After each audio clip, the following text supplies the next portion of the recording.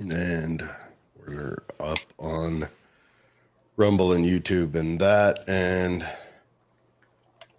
now we're up on Facebook. Hi, guys. 1 second. Okay. Kick us off. Hi, guys. Welcome to Political Head Trauma with myself, Holly, and Jared Anderson. And we are actually doing a remote version of our show today because Jared has the gumbo. Yeah, I've got something going on and I don't want to give it to anyone. Anyways, well, we'll do some sharing, and Holly, go ahead and talk about the voting stuff and real quick while I do some sharing. Excellent. Well, for all of you Republicans out there, the primary is fast at hand. So you should have received your ballot in the mail. You would have had this ballot for a couple of weeks. If you haven't filled it out yet, it's still time.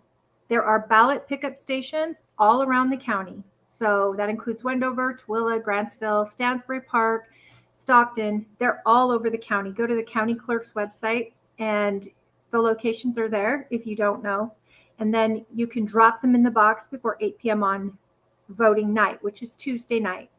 There are 3 locations that have been opened up in person for voting day on Tuesday.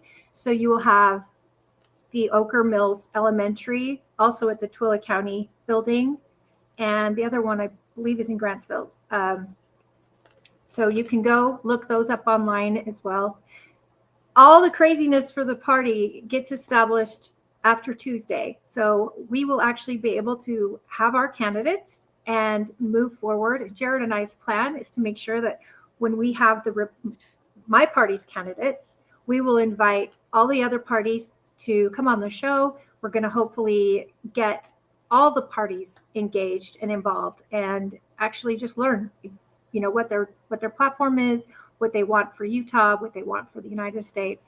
And that's the plan. If you don't vote, you've got to be a registered Republican to vote in this race. And once that you if you're unaffiliated, I believe you can go in and change to a Republican anytime before the election. If you're a registered Democrat or independent, you can't change parties at this time. The deadline is over. But that doesn't mean that you shouldn't get to know the candidates as much as possible. These will be our candidates going forward to the general. So please do consider going to our past shows, which we have in the archives. We have actually had the honor to talk to most all of the candidates here on this show. And we just are extremely grateful to all of you who have tuned in and stayed with us right from the beginning. And we appreciate those of you who are just tuning in now. Please like and subscribe. And that way you can always catch the candidates. We are everything political head trauma can bring. Because if Head Trauma had a podcast, it would sound something like this. Humana. Yeah. And so make sure you let them know that that our county clerk has set up 3 in-person voting, if that's how you prefer to do it. And do you know where those locations are? Yeah, I just told everyone, sweetie. Oh. Bye. Okay. You're drunk. I'm You're on the cough syrup today. Hey, I remember being on the cough syrup during one of our shows. It happens to the best of us. Yes. Well, today is a 3-year anniversary of something. Does everyone remember who Jonathan or Johnny Hurley is? Do you remember? Please tell us. No. Okay. There was in Arvada, Colorado, 3 years ago today, there was an active shooter moving along. His first target was a police officer sitting in his car, just kind of sitting there, and he killed someone and started moving through kind of like a little, I guess, a quaint shopping district. I've never been to Arvada, Colorado. It's a suburb of Denver. And Jonathan Hurley, or Johnny Hurley, was in an Army surplus store, and he was buying a new pair of boots for work. And he heard the shooting, And the police on site hid. There were police like in a building around the square, and they hid inside the building. They watched a guy in black shorts, black shirt, and a black boonie cap walk across with an AR-15, and they hid. And Jonathan Hurley, he's wearing khaki shorts, red shirt, and a red ball cap. He approached the target. He ran out, just a private citizen, drew his Hellcat, fired 6 shots at the butthole that was doing an active shooter and hit him with 5 of them, killed him. Johnny Hurley then ran up to the body, disarmed it of the AR, and started unloading the AR. And at that time, the police came out and shot Johnny. But his family was awarded, I think it was $2.7 million. But yeah, Johnny Hurley is a hero. He's a person that took the defense of his fellow citizens into his own hands. And it's the anniversary of that today. Okay, well, that's pretty great. It was big news at the time, and a big call out to pro Second Amendment stuff. It's, when was the Kyle Rittenhouse situation too? We've had some pretty exceptional trials happen regarding Kyle in the last few years that were big wins for Second Amendment as well.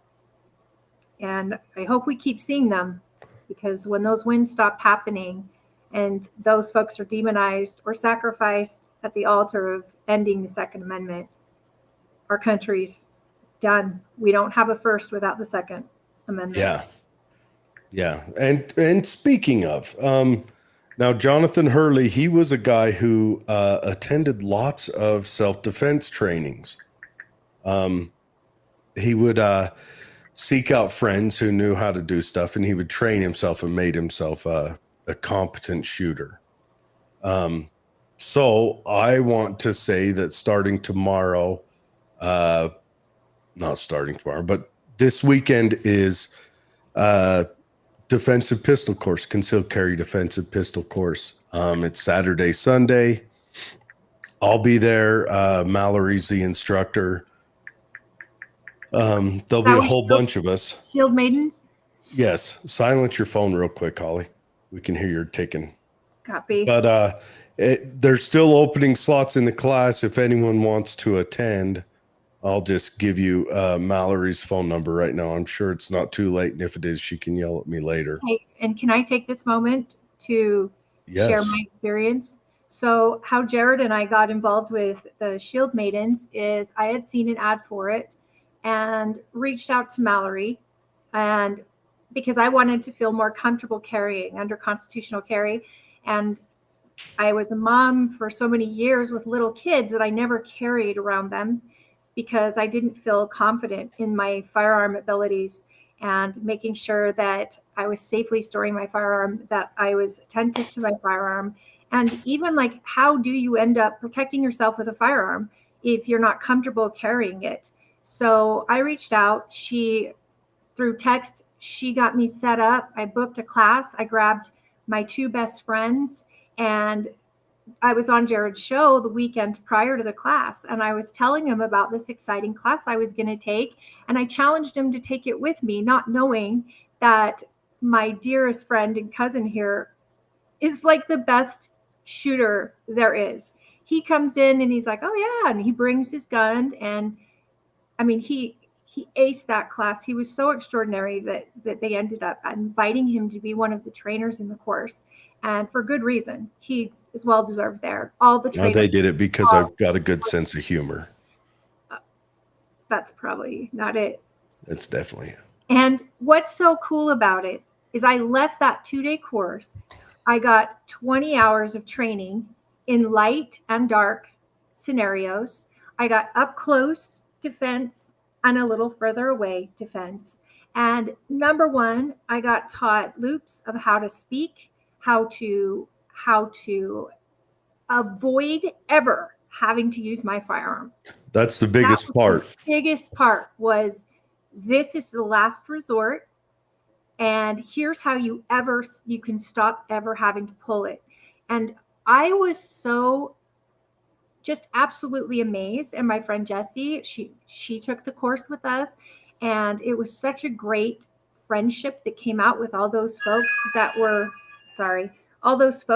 joining the class, and all the trainers. Fred Swain is one of my dearest friends, and Mallory, absolutely amazing human. Jared, of course.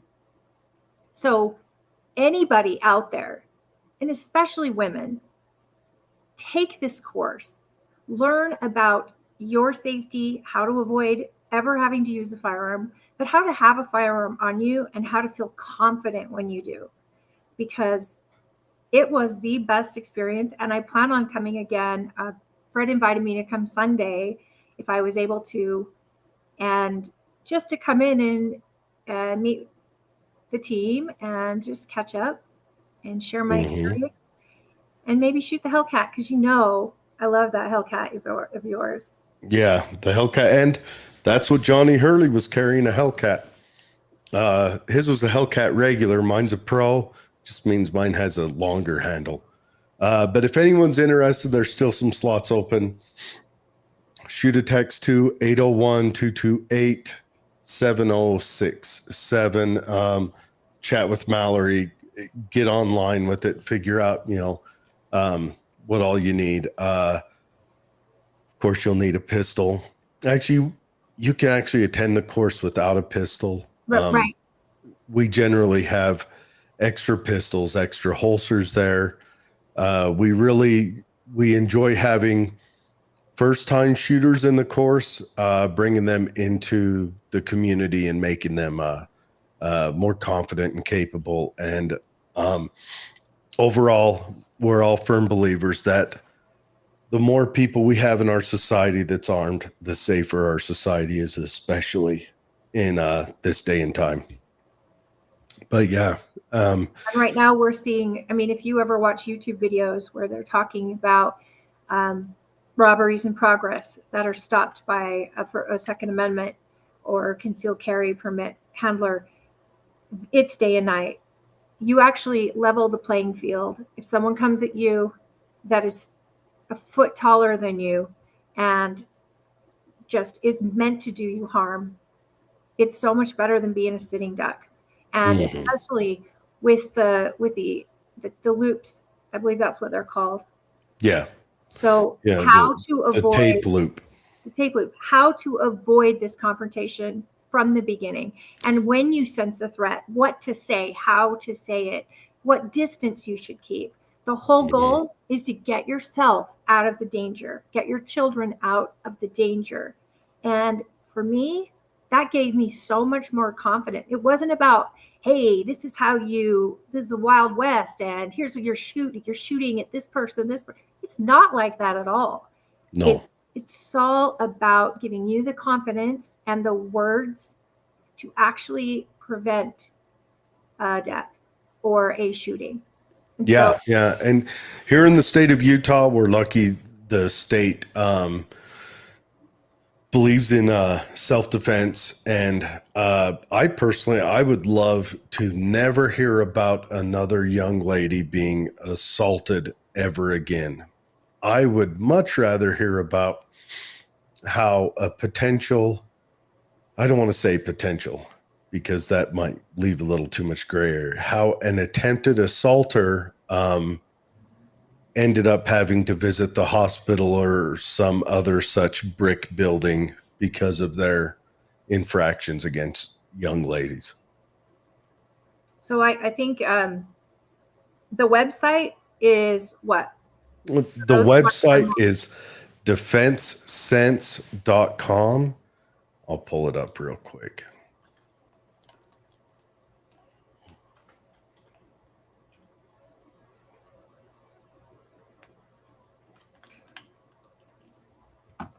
Get your wives involved, get your daughters, Mm-hmm. husbands.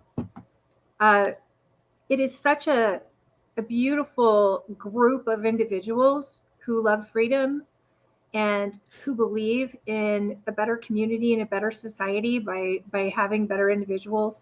And they don't care where you come from, even what you believe. If you just want to protect yourself and live in a world where you can do that fairly and safely and with all the training you can get. And I know I had my training almost 2 years ago. I'm due for a refresh.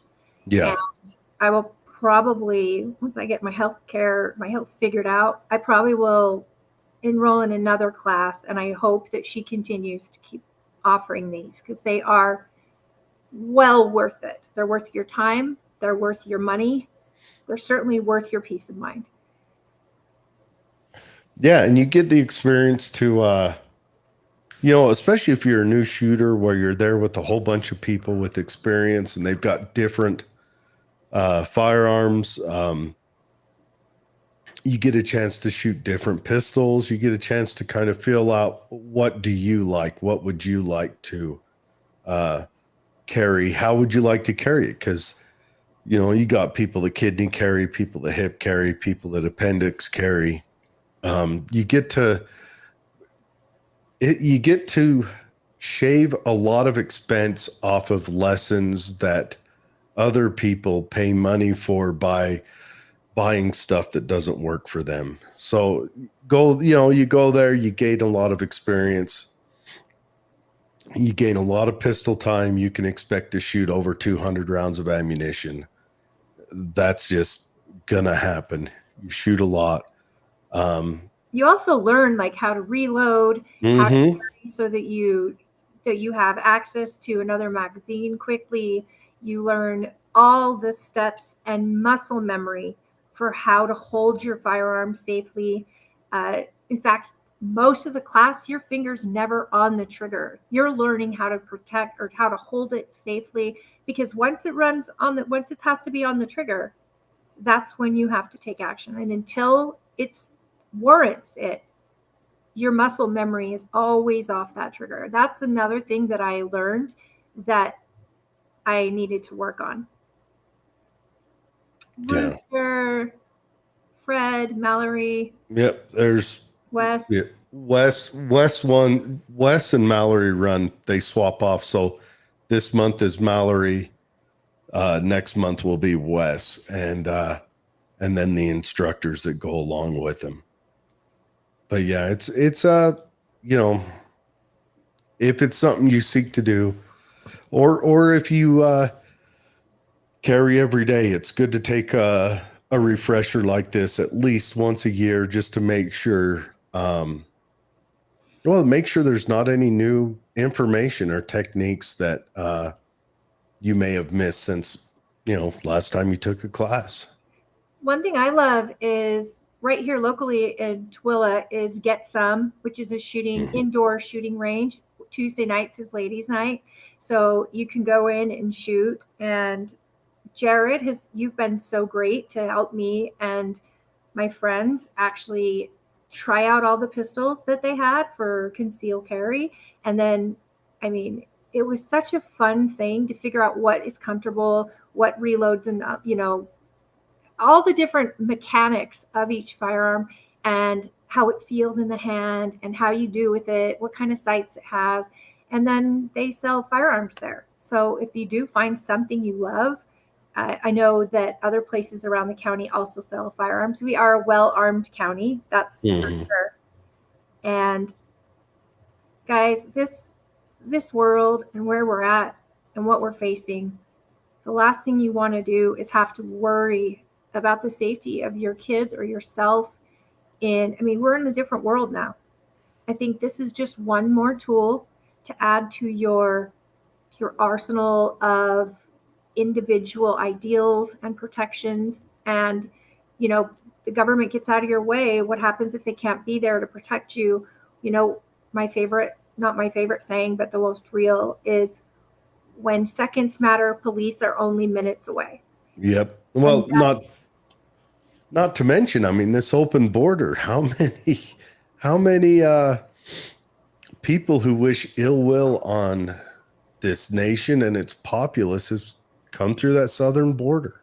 It's true. You know, you And could they're have everywhere. divisions of. They're not just in the big cities. They are sporadically placed around the United States by design. And Yeah. Colorado has actually sent a couple thousand to Utah via plane. Yes, and also in Philadelphia and Chicago, they arrested. What was it? They arrested something like 9 people with terrorist ties. 2 weeks ago, Just that came nice. through the southern border. And these are ISIS ties. Yeah. These aren't even like they're not Hamas. They're ISIS. Yeah. So, Terrifying. just I think everyone needs to get armed. Everyone needs to get capable. And like Jonathan Hurley did, you need to take your self-defense at least into your own hands. And then if you are capable, extend that out to others. So everyone do that. And that reminds me, I would love to get a time with you where I get my kids out. They're both old enough to understand safety, and I would like to have them learning. And even if I have them learning on a Byrna, to start, I want them, especially my daughter, as she's growing up, I want her to always feel like she's in charge of her own destiny and safety. And not only am I teaching her, these are moments you need to always be self-aware of your surroundings. It's a terrible reality, but that's, as women, we are just used to that, having to be hyper aware of what's around us. And, don't be on the phone while you're walking to your vehicle if you can help it. And pay attention to where your children are. Pay attention to your surroundings at all times, even in a busy parking lot, especially when it's a dark parking lot and it's not busy. But you just need to start looking at and teaching your girls. It's a truth. It's a reality that we have to look at. Now, I was raised by law enforcement officers, so it was probably double taught in my home. And to be a daughter amongst a lot of sons, you kind of get used to having your protection around you. But eventually, even going to college, I know a lot of things happen on campuses that are dangerous for young ladies, and they need to be able to protect themselves. And in Utah, they can. Yes, they can. And in Utah, there's only one college campus that doesn't allow you to carry. Right. BYU. Other than that, the state of Utah has extended your self-defense into its public schools. So, I don't know. I think of it as, I don't have any daughters, but I have nieces, and I want them to stay safe and be safe and everything else. Hey, and I just have to say, O'Malley May is such a tiny, cute, petite, gorgeous woman, but she is such a force. Like, she is bigger than life, and she's got a lot of wonderful principles that she talks about during this course. This course isn't just to learn to shoot. Yeah, I feel bad for the guy who tries to disrupt Valerie's little life right now, because she would put the hurt on him. She's a giant, and this course is so much more than just the gun safety and learning how to carry. It is a mindset. It is a evolving mindset that you realize your independence, your liberty is so important, that it's more than just being able to carry. It's being able to have the confidence in your carry, and it's also being confident that you can take care of your littles, and you can take care of those around you. So, I mean, I highly, highly recommend this course. You will not be disappointed. You will leave fully more confident than You will be tired and hot. It's 20 hours in the hot sun. Someone asked, how does BYU get away with not allowing guns? Private school. Yep. It's a They private don't school. take federal dollars, and so it's private property. That's how other schools can say this is a gun-free zone, and that actually in a public school you're not allowed to constitutionally carry in gun-free zones that are marked. Your concealed carry though is allowed, isn't that right? No. If it's That's what labeled Don't as a ask, gun-free zone, you're not allowed to carry there at all. and I In the would not. state of Utah, we are constitutional carry. But what that means is if you're going to enter a private property that is not labeled gun-free, you have to obtain permission. But If you elementary are, schools aren't private, right? They're what's public. that? How do elementary and junior highs and high schools Those are state schools. gun-free zones? In Utah, they don't. Okay. In Utah, they don't. Now, in the state of Utah, constitutional carry means that you can carry concealed anywhere that is public. And if you're going to carry into private, you must first obtain permission. Like if you're going to carry into Walmart, technically you're supposed to gain permission. If you are a concealed carry permit holder, you can carry into Walmart. You can carry anywhere that's public and private that is not posted as no guns. Gotcha. So O'Malley asked, how does she get away with it? And then she says that's going to, oh, by the way, hi, O'Malley. Your ears must have been burning. Yeah, we gave out your phone number. Enjoy. Hi, Julie. Julie. She says that's going to open them up for lawsuits. Yes, it easily could.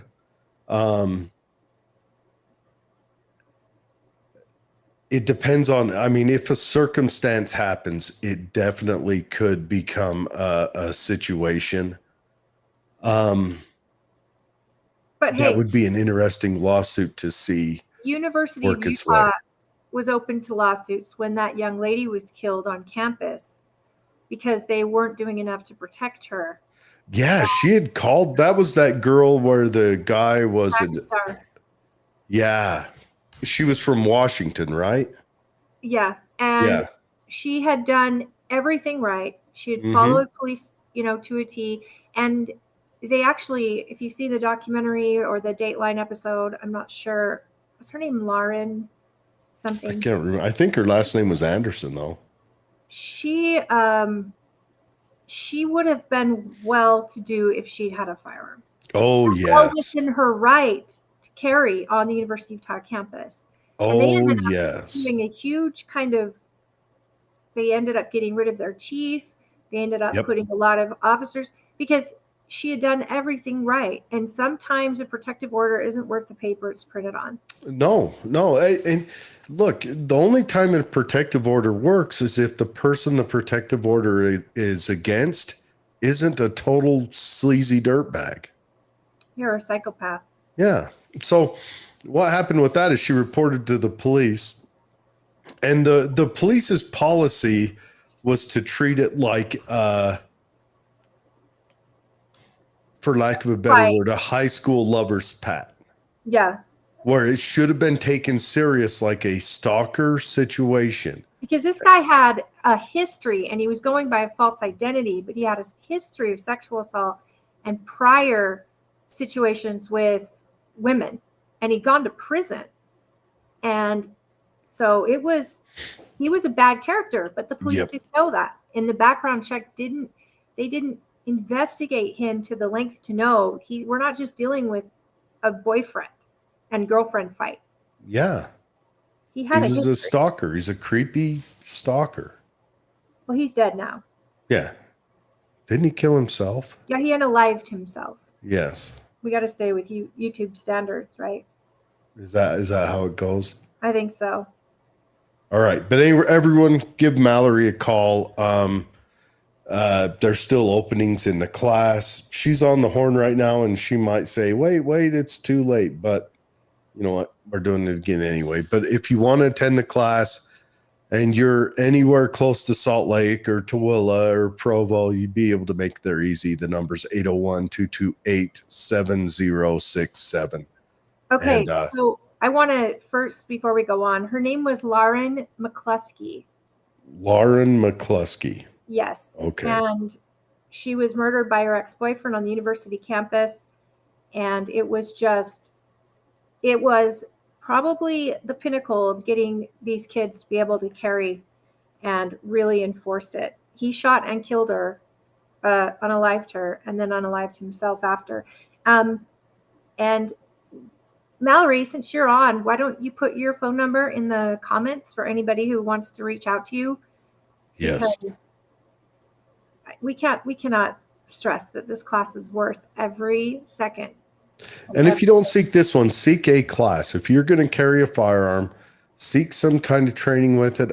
Even if you just go to YouTube, gain some proficiency with it, it'll make you safer. And I mean, you're never 100% safe, but it'll make you safer, more proficient. It was University of Utah, O'Malley, University of Utah campus. And she puts very often the very act of getting a protective order makes the perp commit an act of violence. Guys, this is real. Protective orders are hard because once you get it and this person gets served, now you've put them on high alert. And sometimes they have they ask that the firearms get locked up for this order, so that if you are someone who owns a firearm and someone did this order against you, this can affect your life in really huge ways. Now, it's usually a temporary scenario, but depending on a court case, which you will show up to and hopefully fight if it's an order that isn't fair or isn't warranted. But that very order sometimes makes you a target, and you should be able to file this order without being afraid. But I know personally, it just makes you more nervous because you don't know if this is going to send someone over the edge or not. For sure. They might come over to your house right then and want to argue with you about it. Yeah. So, yeah. Just to have the ability to protect yourself. So her phone number is in the comments, everybody. So if you are interested in reaching out, text her and just find out the details about the class, what you need for the class, what you don't need. And I mean, this is happening tomorrow and Sunday, and there are more in the future. It's happening pretty quick. It happens every month. There's a class. And so, I mean, I know it's a lot to sign up for a 20-hour course the night of, and we should have advertised this last week, but that's my fault. We did. That's how I found out, is we talked about it last week. Oh, yeah. But we should advertise it more. And I plan on taking some video this weekend if I can, so that we can show some videos of what to expect. Also, Dave, the old host of the show, Dave, that now Holly is the new Dave. The surgery went well. Yeah. Everything's fantastic. Humana. But Dave has started a company down there in Florida. It's called Better Call Dave. And he's got a special on build your own crypto coin. So if you're looking to build a cryptocurrency, you start your own thing. The special, it's $3,500. If you want to start that, just get a hold of me. I'll send you a link right to Dave so that you can get a hold of him. This is the ad he sent me, and he did not send me. I don't know if he has a business contact for this or not, but what we will do is we'll forward that on to them. So if you're interested in building your own cryptocurrency, like a Holly coin or I don't know, whatever, get a hold of Dave. Crypto. I would love Crowley Crypto. Crowley Crypto. There we go. It would be so cool because if you start it, I'm just curious how that all works. Like, how do you market your coin? How do you get it on an exchange area where you're selling it? We need Dave on the show to explain this. As one of our advertisers, we should have him on. Yeah, we'll have to reach out to him, have him come on sometime. But he does more than just that. That's his special for building crypto. He also does a website builder there. So get a hold of him. If you have any of your kind of internet needs, get a hold of Dave, talk to him. He can give you a list and what he has to offer. But if you need to get a hold of Dave, because he didn't include if he has a separate number, and I don't want to give his number out just yet, just get a hold of me or Holly. We'll forward you on to Dave and get you in touch with him. But yeah, Dave is, he's getting his internet services business or his online services business is kicked off the ground. So, and just send a message to Political Head Trauma. yeah, one of us will get back to you quickly, Dave especially. Yeah, and Dave's still on there. He's still an admin. He can check those messages. But and I don't know. That'd be kind of cool if someone around here started their own cryptocurrency. And he can actually help people interested in Bitcoin as well, right? Yeah, Dave can set about crypto. Dave can get you started on crypto. He's given classes teaching people how to use it, how to buy it, where to buy it, how to do all that. Dave is knee deep if you're looking at Bitcoin or Doge or Ethereum or any of that. He can give you a heads up on all that and let you know where to go to look into that. I wouldn't be angry if Doge went over 50,000 a coin. Woo! Instead of like 30 coins for a penny, 50,000 a coin, that'd be wild. We would be doing the show from Bora Bora, at least one of our stops. Oh, Bora Bora.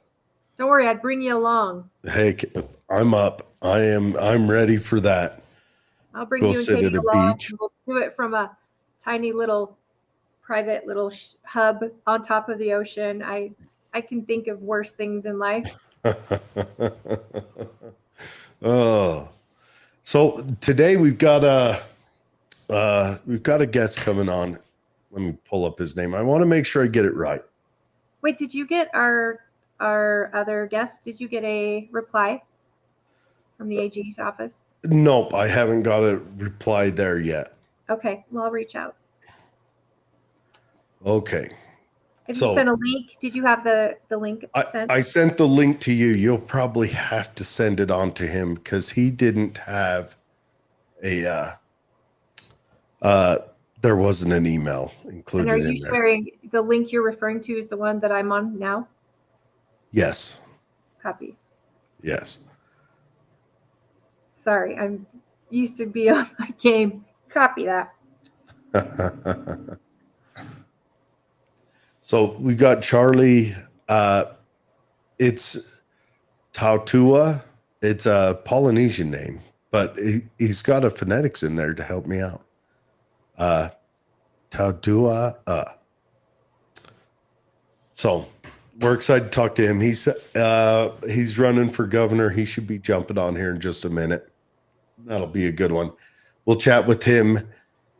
And then if he doesn't come on, there is a lot to talk about in the news because we haven't talked about news in a couple of weeks. Stuff going on in the DPRK. We never really chatted about Hunter being found guilty. There's just so much going on, and I don't know. And then, of course, there's just general election stuff. Yeah. Oh, is there? I haven't noticed. Are we in the middle of a primary? Not to lead off too much, but what do you think is going to happen? Do you think the Democrats are going to keep Biden on the ticket? The debate is in a week. I'm so interested. I never thought they would do a debate, so I'm not holding my breath that something last minute won't come up. But the way he performs in this debate will be extremely telling. I don't know how many drugs they can pump him full of to give his performance, but the rules of the debate are really interesting. And I was surprised that Trump agreed to it, but I also think it will help him. I don't think the Democrats thought it would help him. But for example, when one is speaking, the other is muted. Trump has a tendency to speak over people, and that gives him this bully, whatever they say about him. He's a bully, yada, yada. Well, if he's muted, it just gives Biden more time to talk. Yeah, don't interrupt him when he's making a mistake like he did at their last debate. And I also think, the debate is going to be geared towards, I mean, it usually is towards that other party, but I think it's so important to see the vast difference between an 80-year-old or what is he, 83? Is he 80? I thought it was one of them's 100 and one's 140. And one's 77.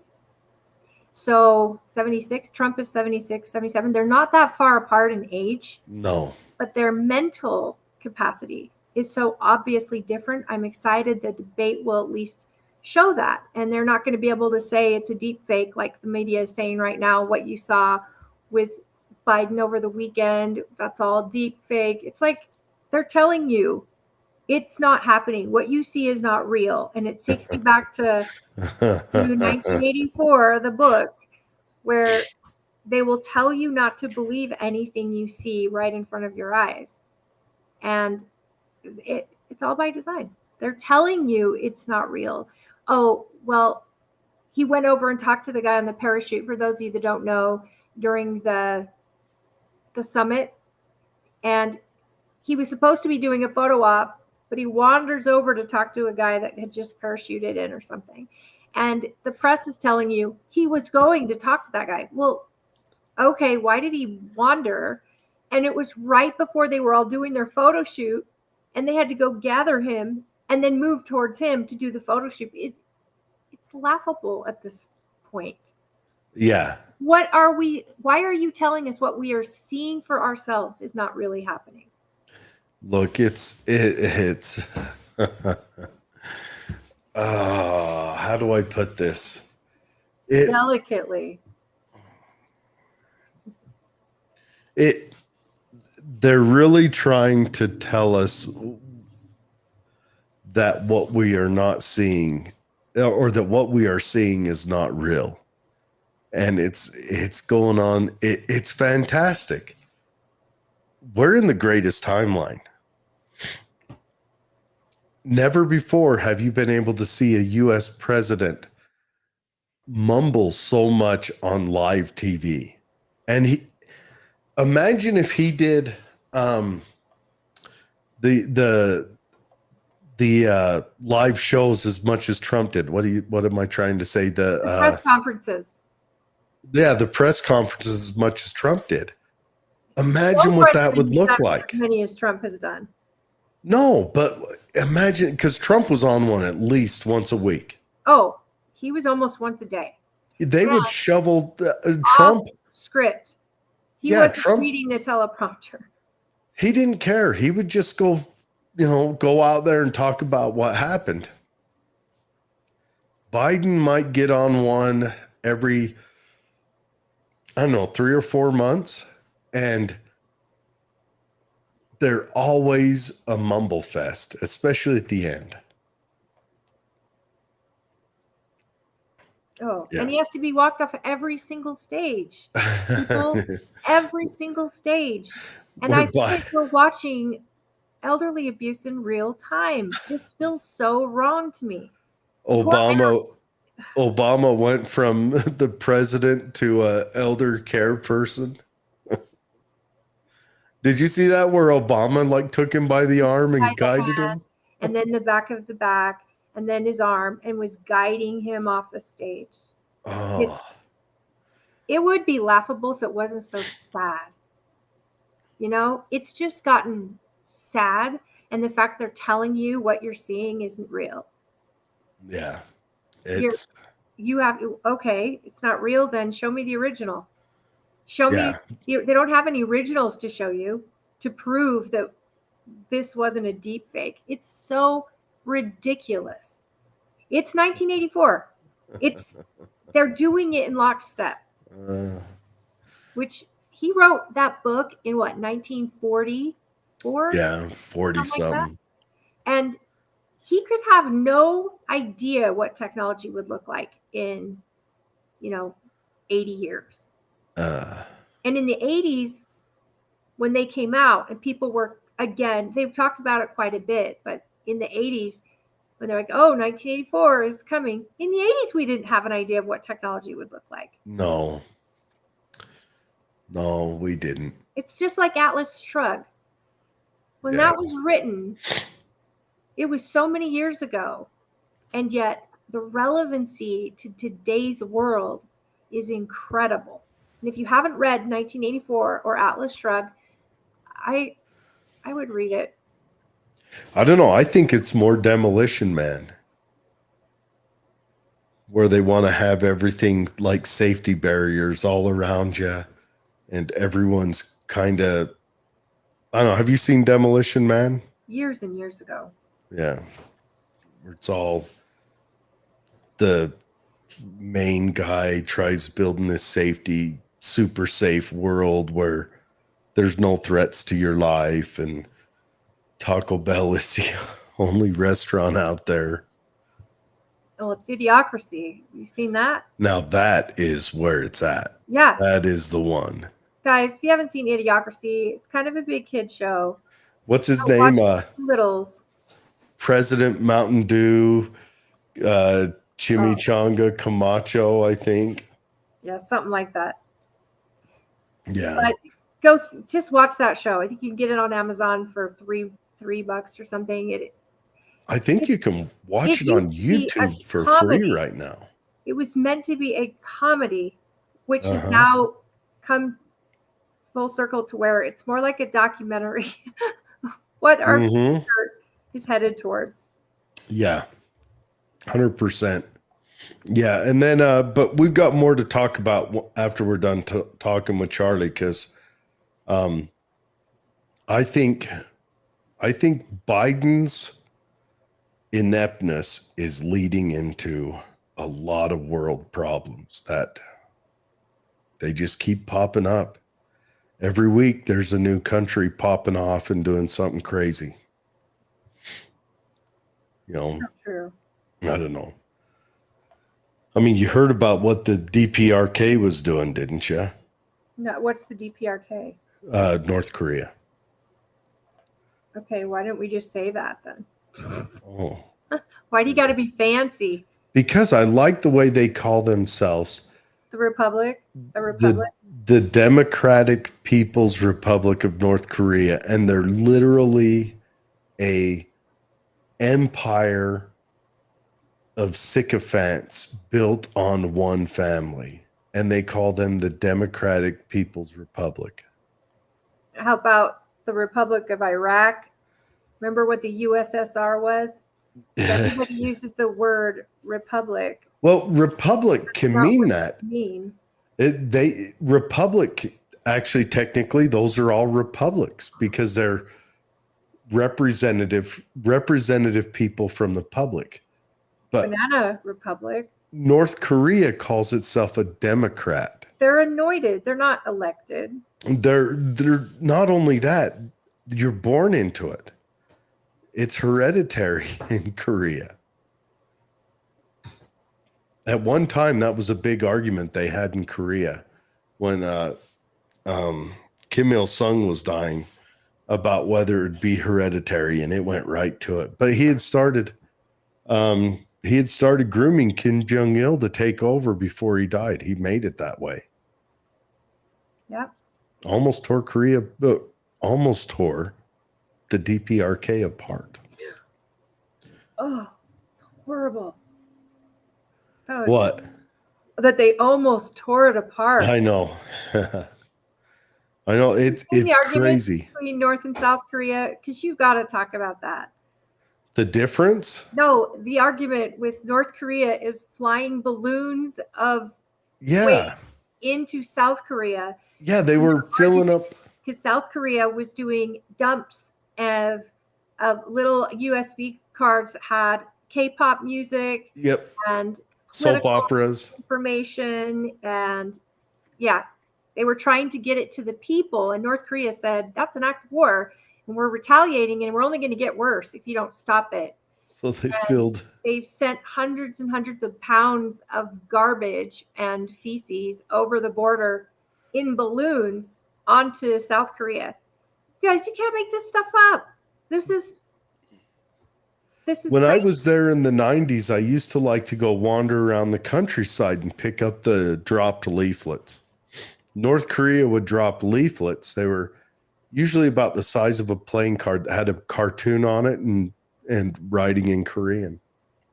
And it usually had a GI, either a GI abusing a Korean or a Korean victoriously beating a GI, a US soldier. And it was propaganda that North Korea would drop on South Korea, and they'd usually get it there by balloon or however.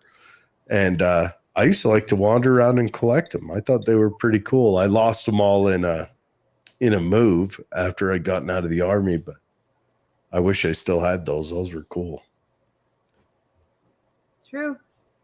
Hundreds of them. And it was,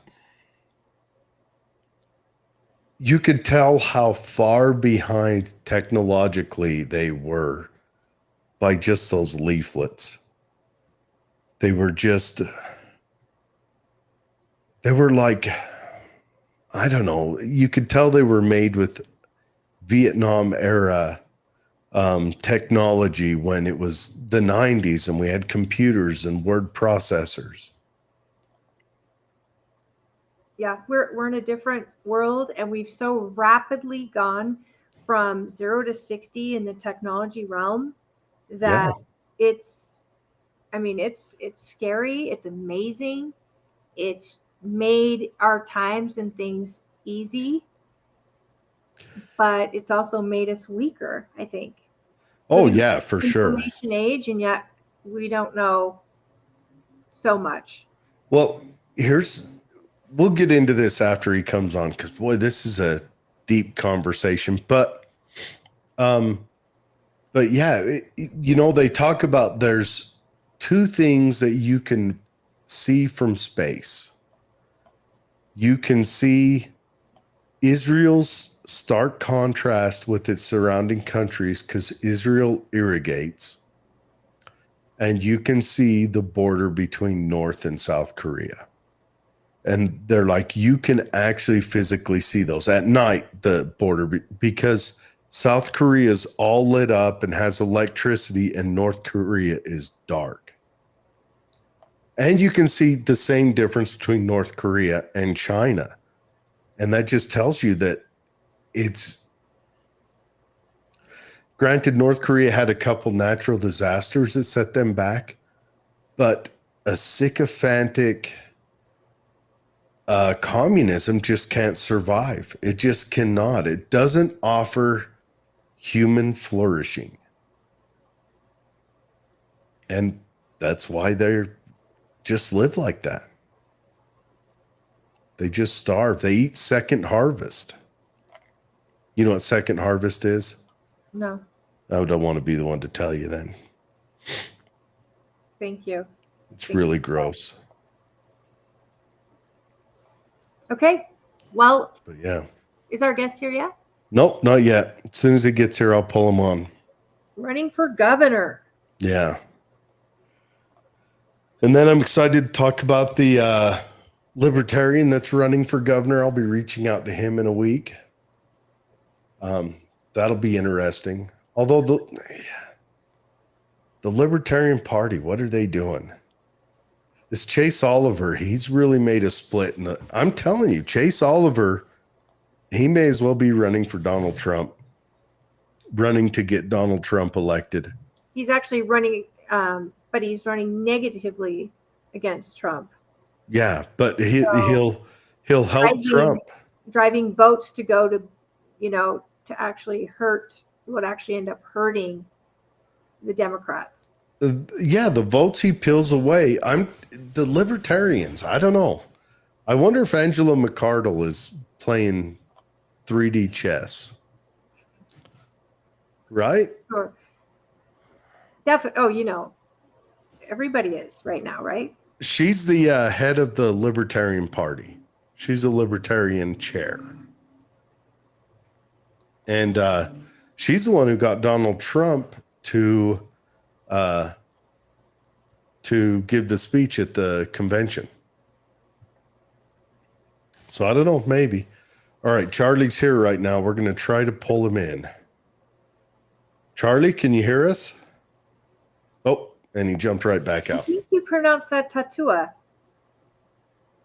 Sure. I'm going to ask him again. He sent me a phonetic pronouncement guide. Pronunciation. Yes, but I Cough am an medicine. IQ 47 moron, and so I'm not even smart enough to read that. So, I think he's back. Sorry about that. Oh, you're Can all you hear me? right, Charlie. You there? Yes, I am. Can you hear me okay? We can hear you. Do you have a camera, or are we going without a picture right now? Let's just go with the picture right now. I haven't put my makeup on. Okay. Oh, well, We don't even dang have a it. picture of you, Charlie. Hi, I'm Holly. Hey, You're Holly. just on the screen. And how do you pronounce your last name? Is it Tautuaa? Oh, he'll have to reload. He Maybe jumped right back out. Well, I'm going to go ahead and share his picture real quick so people know what he looks like.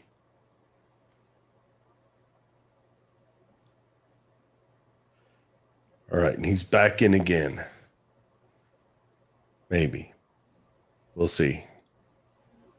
That's a great picture. Yeah, that is a good looking picture. Charlie, you there? Yes, can you hear me okay? Yes, we can. Alrighty. Okay. So, how do you pronounce your last name, Charlie? Tautuaa. Tautuaa? Okay. I'll take it. Tautuaa. All right. Say it one more time. Tautuaa. Tautuaa. All right, cool. That's a cool last name. All right, everyone, this is Charlie. Charlie is running as an independent for the governor of Utah, correct? Yes, sir. All right, so tell us about it. What do you want to run for? What do you want to do? Why do you want to take on that awful job? Well, someone's got to do it. And I just think that the parties, the Republican and the Democratic Party. Oh. Okay. I'm telling you, who do you think it was? Do you think it was big Democrat or big Republican that kicked him off? Oh, you know who. The deep state. They turned on HARP. Damn it. That's what they're doing to us. They turned it on. But he looks like a young guy. He really does. He really does. How would it be to get a young guy in there? Maybe some fresh ideas. Would be so. It would be nice. Yes. Would it work better if you call me in instead of streaming? Oh, we could do that. I don't know. Well, the streaming generally works better. Our call guy, oh yeah, he's not in right now. We could try it though. I just got to figure out how to do it because the guy who usually does the calling, he's managing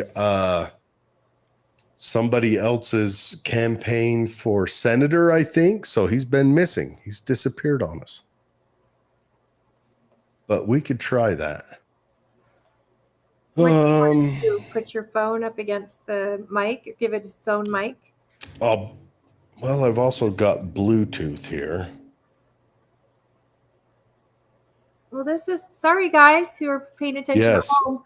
This has never been an issue, and thank you for being patient with us as we learn from this, because usually we have our call screener who can help guide us through so we can still continue with the show and go on and let him stress about it. But poor Jared, home with cough medicine and the flu. Is it the flu, Jared? I don't know what it is. It's something.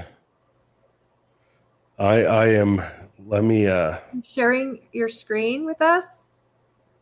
My goodness, that's a bold move. That's like Russian roulette. That's what happened to okay, I got his number now. We'll see if we can. All right. Do you hear that? I can hear it. Yeah. Okay. All right.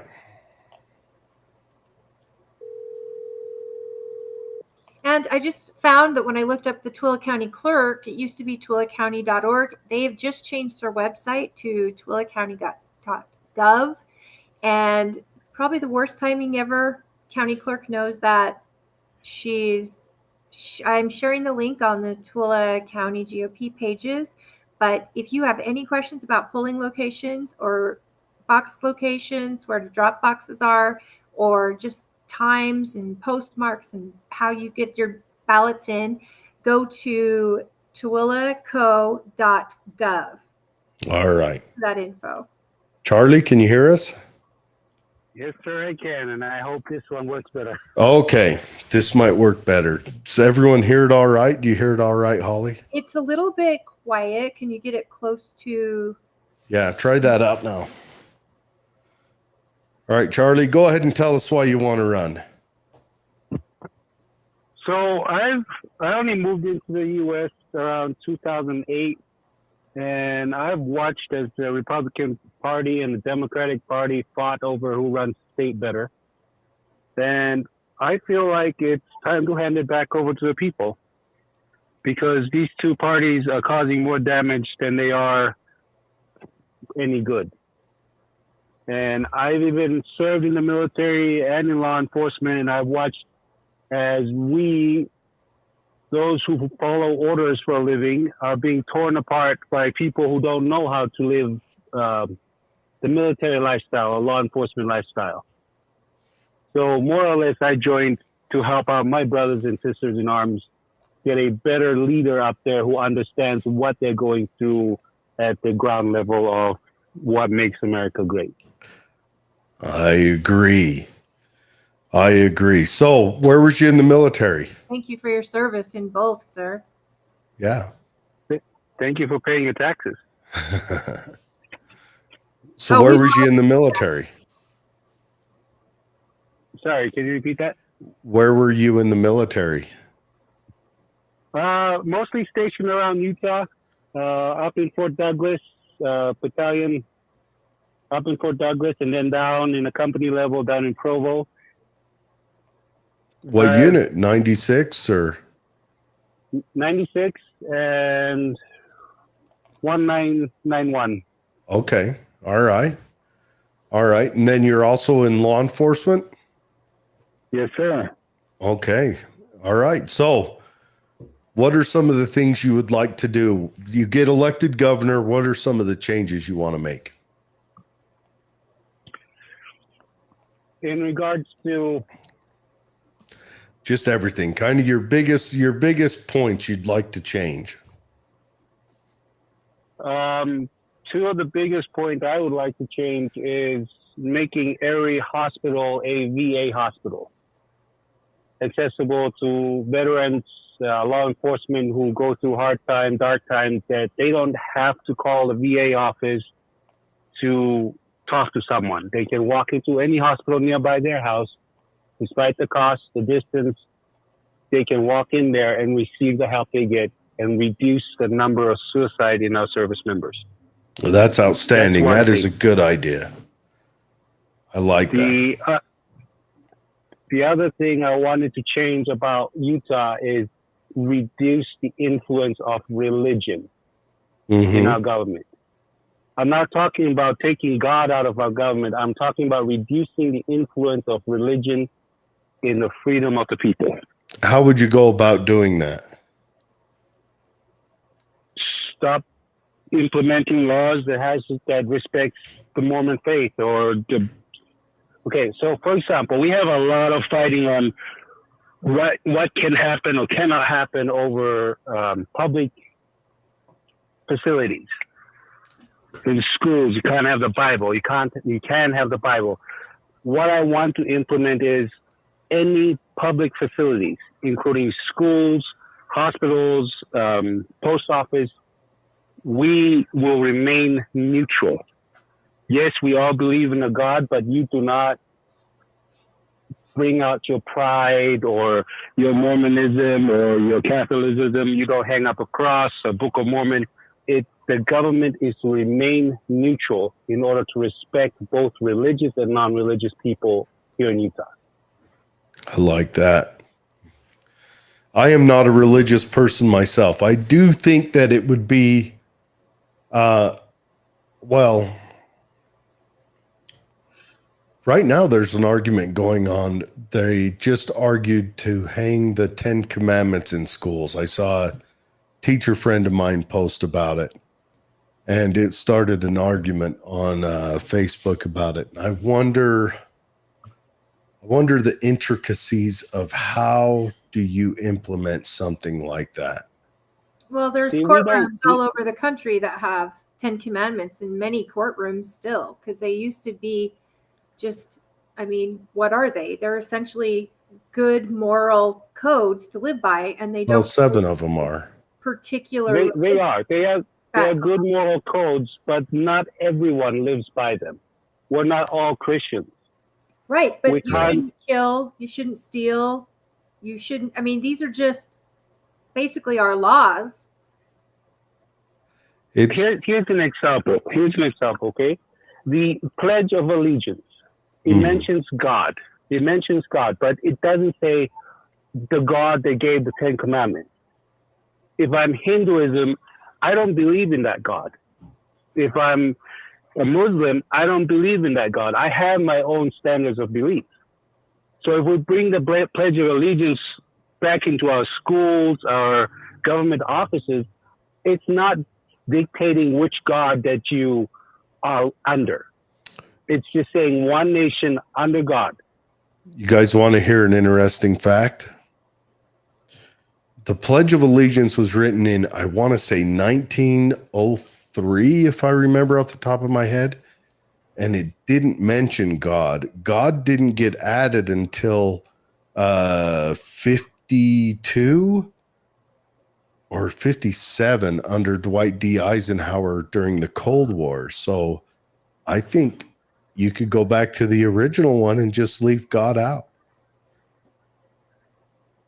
It's just, like I said, remain neutral across the board for every government-run facility. When it I comes like to that.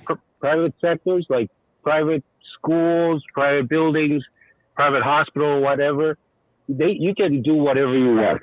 You can put up your 10 Commandments, you can put up a cross if you so please, but in every government building, it is to remain neutral. We don't pick sides. We don't choose God or not God, or favor Christianity and not those who have any beliefs. We need to remain neutral when it comes to deciding the laws and deciding what to fight for in regards to equality of people. Well, I would like to mention that the Constitution mentions God, Bill of Rights mentions God, so it's not so far-fetched that the Pledge of Allegiance would also. And that God doesn't mean an LDS God or a Muslim God. It just means a higher power that gives us our rights, not government. And the There right you to go. religion, I don't think you remove God at all. I think the right to religion and God can be decided on however you like. Some people think God is nature. Some people think that God is the Almighty. But either way, it's a higher power. And the whole Constitution was about preserving the right to believe or to not believe. But your rights come not from government, but from that higher power, whether you believe in it or not. But isn't that what freedom of religion is? To worship God how, where, or what we may? Absolutely. But when it's in your Bill of Rights and the whole makeup of our republic under that ideology, to remove it, to me, seems pretty crazy. Because when you start telling the government that you can't have God in the public, in the spaces, in the courtrooms, when even just words like the 10 Commandments, you're leaving. No. Well, who gives us our rights then? I'm not saying to remove God. I'm saying to remove religion. God remains the epicenter of the world. If we believe in God, that is going to be the center of every belief system here in Utah. I'm not saying, hey, I don't want your God in this building or his God in this building. No, I don't want your religion in this building. I want everyone to worship God, who their God is, however they worship him or her, but it is not forced through religion. Right. And I'm not going to worship the God. Sorry, go ahead. I get that. And especially in Utah, because a lot of people, I'm not LDS, but I'm a Christian. And I get that the perception, but I'm curious how the 10 Commandments hurt being up in a public school, because it doesn't follow any religion. Those 10 Commandments are just documented historical people from hundreds of years, thousands of years ago that wrote down his word. Well, the first 3 commandments definitely do. See, the 10 Commandments, the Bible, and all religious books can stay in the school library. And students would have the freedom to look into it or not look into it. But we shouldn't be forcing it on others to see it and believe it. That's what freedom is. Freedom is allowing people to do it their way as long as it is within the boundaries of the law. You can't say, hey, you have freedom of religion, but you must believe God this way. These are his commandments. These are his books. You understand where I'm coming from? Sure. I do. I theoretically, I love the idea of turning our education centers, especially our schools, those are hot button, back into places where they solely educate. And right now there is a lot of argument back and forth about who gets to do what indoctrination in what school. And that argument does come from both sides. So I like the idea. I would like to see a layout of how to implement it. I think that's where it would get complicated. That would start by reducing the power and authority of school districts. Because we have given the school district so much power and authority, they are now fighting against what the government bodies want. And we cannot protect our children if you have a secondary government system that says, no, this is our jurisdiction, you stay in yours. We need to put the school districts back into their place and tell them, no, you fall under the government. And we will protect the rights of the people, the rights of the children, everyone's right to decide whether they want to look into those things, they want to study those things. But you can't just say, oh, I'm a school district, I'm going to tax you however much I want to tax, I'm going to teach you what I want you to learn, and you're going to be good with it. Can you give me an example of those situations? Situations of where the school district has overstepped and disobeyed the government. Not necessarily disobeyed, but let's look at taxes for a second. You know, we are already taxed by the city, by the state, by the federal government, and then we have this other entity that wants to tax the people as well, and they have free range. They can decide how much they tax the people as long as it's not more than this percentage. And because of that, they tax every single person, whether you have kids or you don't have kids, or you have kids that go to public schools or have kids that don't go to public school, you are taxed the same. So where is the fairness in that? That is a tough call. Yeah. Well, I've looked at school districts across Utah, and every school district has at least 500 to 1,000 individuals making 6 figures a year, excluding benefits. Why are you taxing the people to pay for your luxury life when we can cut your budget, your pay, and you can stop sitting behind a desk doing nothing and actually put that money into helping the student. That's where I don't understand why the state government cannot reach in and say, hey, this is too much tax. This is overspending. This is unnecessary spending. The state can't do that.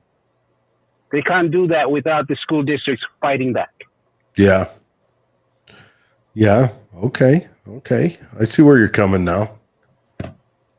So I'm curious, you don't have to say like exactly, but are you currently a police officer?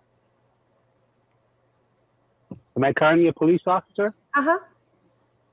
No, I have since given up the babysitting job.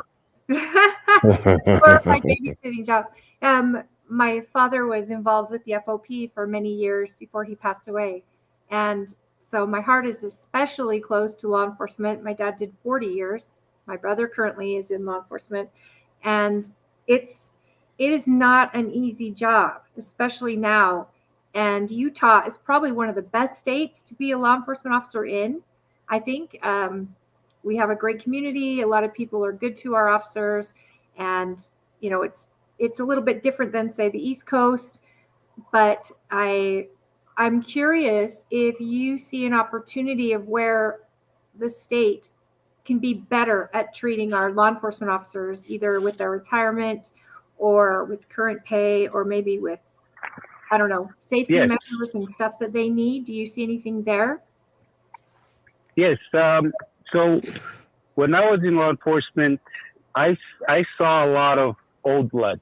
And what I mean by that is bad history that has been carried through from time of racism and all the authority figure. I am the law. I tell you what to do, you do it. And the problem with that is we bring in new recruits, we train them, and we throw them right into that muck. And we continue to have that mentality that people hate. And we cannot, how do you say it? We cannot give them that respect if that's what they're being trained to do. What we need to do is clean out the police system, have them abide by a higher standard of practice, and they will earn the respect that the people really want to give them, but don't want to give them because we've had these many negative experiences with them. Okay. One example is unmarked vehicles. Unmarked vehicles, the law is to serve and protect, not sit and hunt and try and find people who are breaking the law. You're supposed to be the beacon of light in the dark. Anyone who's going to commit the law, break the law, they see a police vehicle, they're not going to break it. So why do you as a law enforcement officer have to sneak around in an unmarked vehicle? That loses my respect to authority figure, to the figure of what serve and protecting means. Yeah, I get that. We could also get into the discussion of federal law enforcement and their actions as of late with the no-knock warrants Jared and I have discussed many, many times without involving local law enforcement, and the federal overreach that is happening in our FBI, ATF, IRS, for example. There's a lot of overreach there where it's sneaking in the dead of night or early morning and needs to be addressed. We need to protect our officers and we need to protect our community. Yeah. The problem about federal overreach is they can only reach as far as the governor lets them reach. Mm-hmm. There's a lot of, it's just the federal government thinking they own everything and they do whatever they want. No, the federal government can only operate according to what the governor lets them do. The federal government does not have a state. The governor has the state. And if we can move from the mentality that federal government owns the whole United States, then we'll be able to stand our ground in telling them, no, you can't do this. Our legislature actually, you're talking about sovereignty, and our legislator, as of last session, just put a bill in, Scott Sandel, that won regarding using state sovereignty against the federal government on many different issues of that. And you're dead on. We'll only take what we can take. Governor Abbott showed that. We're done being the bad guys about this whole border thing. We're going to show these blue states what it's actually like. And he made a huge impact on this election that's upcoming because of that decision. So you're absolutely right. We just need a governor with a backbone. That's all. Who can actually represent the people to the federal government and say, no, we will not have that happen. Yeah. Yes, we get a lot of funding from the federal government to help out with the state, but we as a state need to fix what's going on here in our state, the useless spending. That way we don't have to rely on the federal government to give us money, and we can slowly push them out. Do you think Utah has the ability to push them out and stand on its own 2 feet financially? Do you think that we have the ability, or that people would be apt to give up or sacrifice in the name of sovereignty and maybe do without the federal education money or any of this COVID money that was brought in, or these different loans that are going out to individuals that give ties to the federal government? Do you think that we are a state that could do that? As a state alone, as Utah alone, no, we cannot. And that's what, I'm not naming Phil for this particular reason. Phil Lyman, he wants to push the federal government out of Utah. But if you do it alone, there's a lot of repercussion that will cause damage to people who are actually being employed by the federal government. And we don't have the control or the funds to cater to that. My plan was, we have Texas, who's already on the fence with the federal government. Why not team up with Texas? Why not team up with other states to push back on the federal government and make them feel the struggles we're going through because of their actions? And Governor Cox is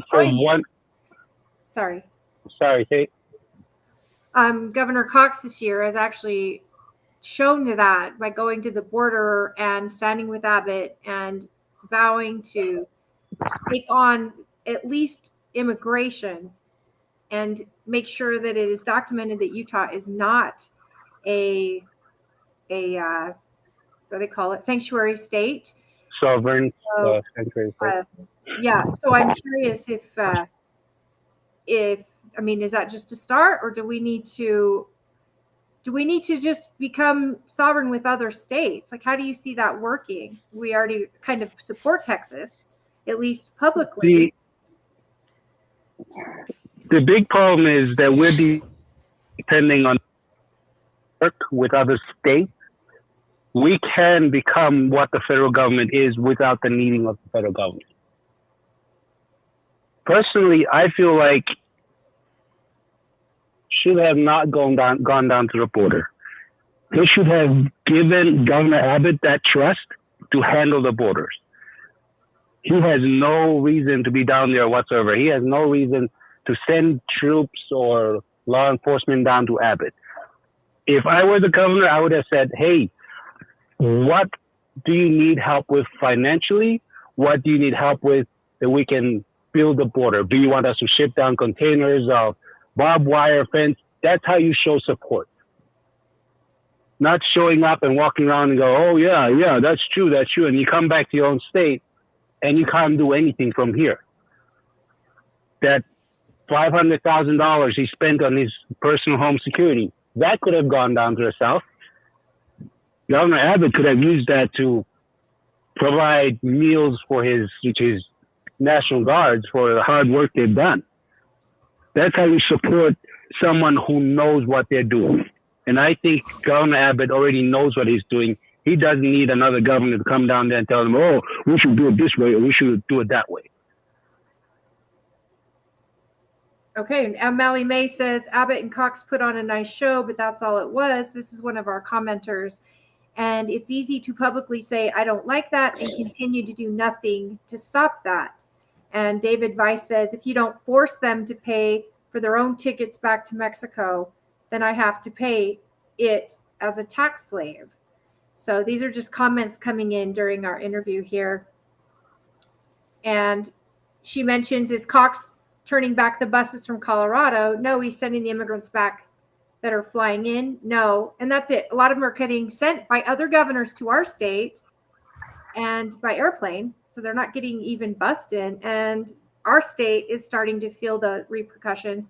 And, you know, rather than, you're right, let's send resources to the borders to help them lock it down while standing, I think, beside them, saying you have our support, because in the end of the day, it's going to affect all of us. But it also can't be something you do during an election year. It's something you have to live. You have to be leading by example and consistent with the message. Leading by example is completely different from lip servicing. And that's what I see a lot with politicians today. It's lip service. That's fair. That is fair. If I were to help fix what's going on with our borders, I would start by deploying the National Guards to where federal governments are failing. The TSA, private airports. I would send them down to where immigrants would come through.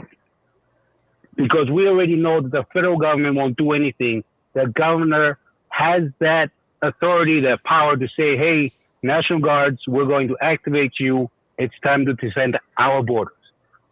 And if we can defend our borders and we have more resources, yeah, we can reach out and further defend other states who are trying to prevent the same thing from happening. Yeah, I agree. Jared, what are your thoughts? I do think that if there's going to be a sea change in the direction that we're headed, you would have to have multiple states do it. I think automatically you'd have to get Texas and Florida on board. Those are the two big red states. Those are the most populous red states. And you would have to do it as conjunction with other states, of course.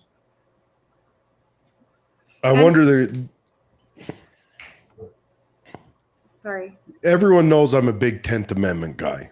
I think the 10th Amendment is the one we need to lean on right now if we want to get, if we want to keep this empire, republic, nation, whatever you want to call it, if we want to keep it moving, I think we need to lean into the 10th Amendment. And I think we've gone drastically away from that. How we do it, that's the tough one. That there's a lot of beans in that jar to count.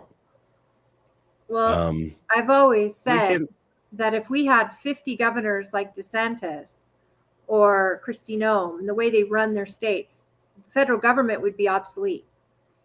50 governors who look at their sovereignty, but also look at going back to taking care of their people to the point where all states are self-sufficient.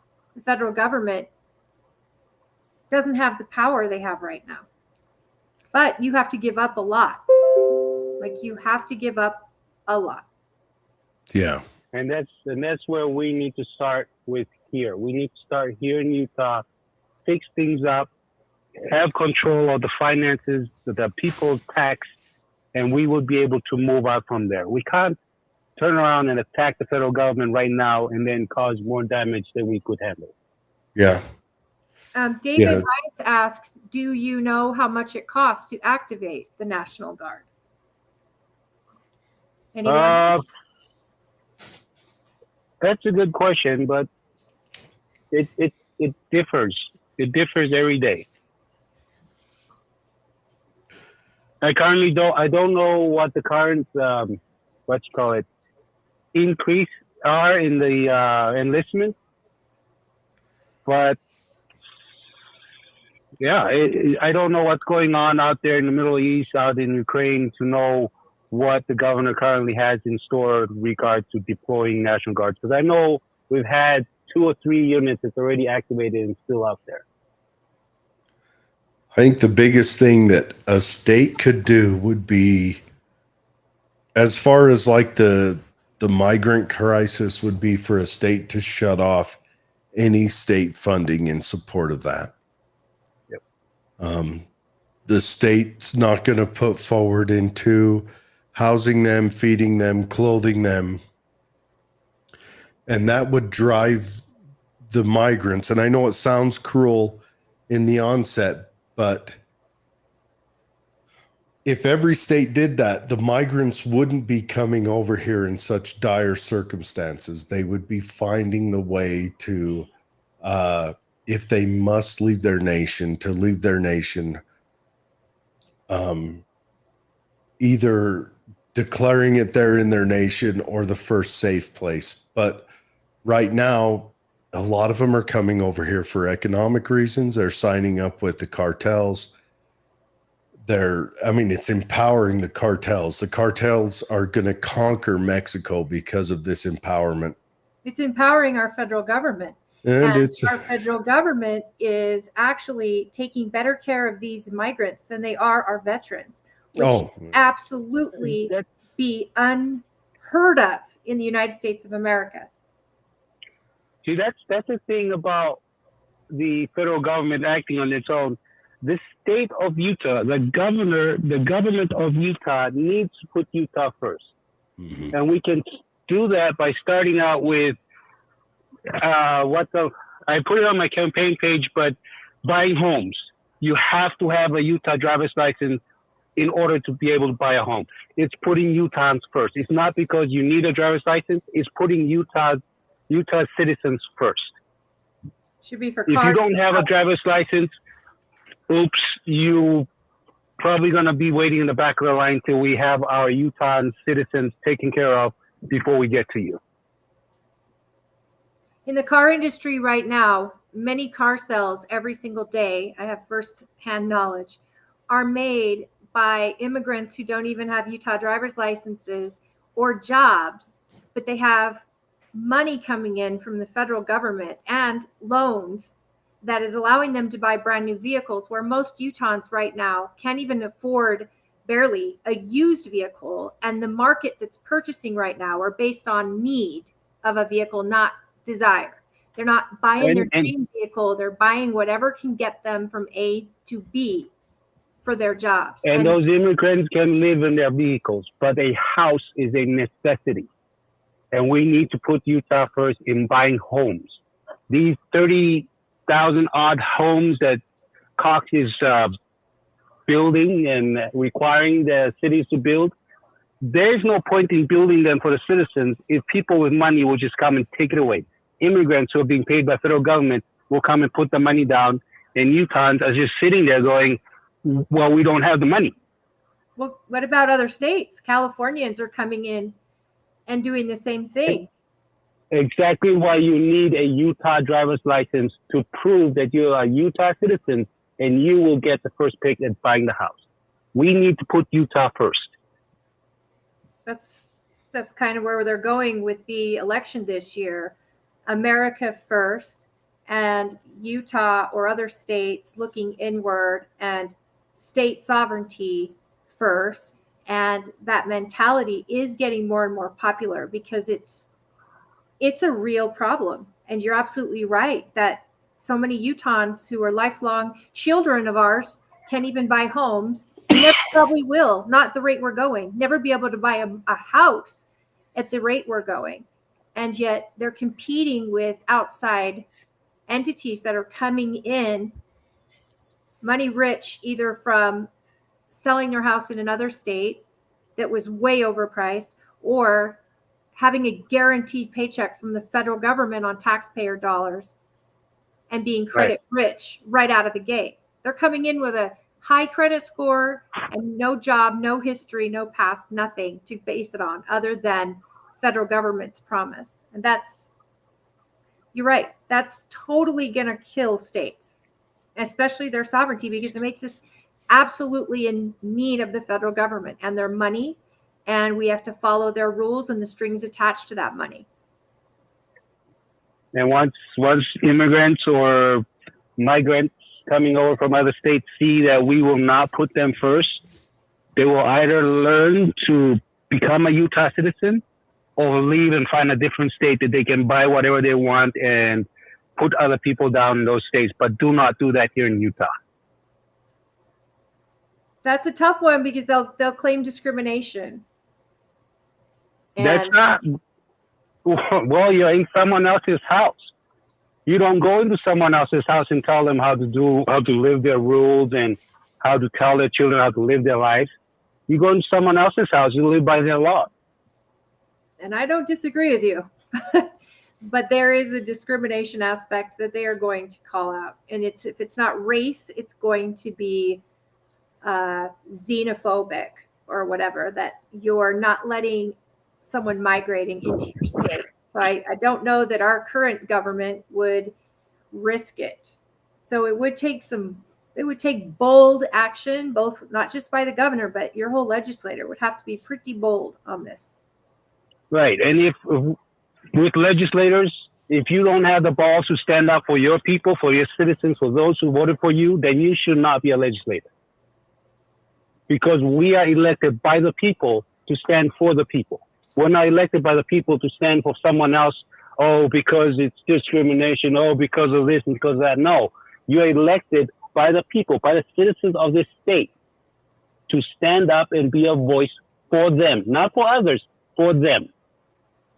So unless that migrant or immigrant has a Utah driver's license to prove that they are citizens and residents of Utah, you don't get a say on what's happening in this state.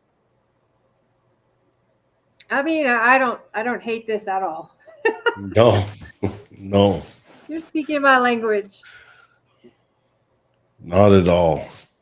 So you have his website up. Do you want to pull that up one more time and let people check it out? Because we just kind of go over his platform. There's so much to learn about you. And as an independent, I think a lot of people are interested in what, something other than the two parties is saying.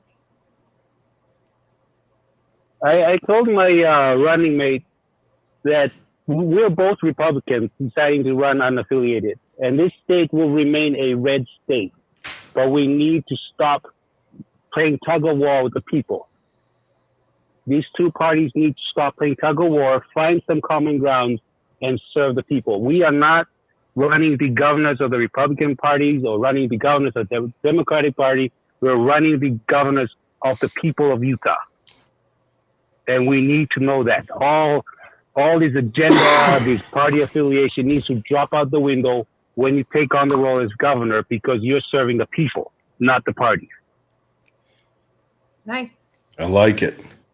So you see yourself as someone who is more close to the Republican Party platform in their beliefs and values, but you also see that sometimes it's the party that gets in the way, and you want to just get back to logic instead of the standard everyday party fighting. Is that what you're saying? Right. You don't have to always be right. The Republican Party can be right and can also be wrong. The Democratic Party can be right and can also be wrong. And we need to accept that. We need to compromise with one another instead of just saying, well, here's a Republican nominee. I'm going to vote for him because I'm Republican, and we're going to keep it this way. No, the world is changing. The environment, the students, the future is changing, and we either roll with it or we fall back, and we'll cause a lot of damage.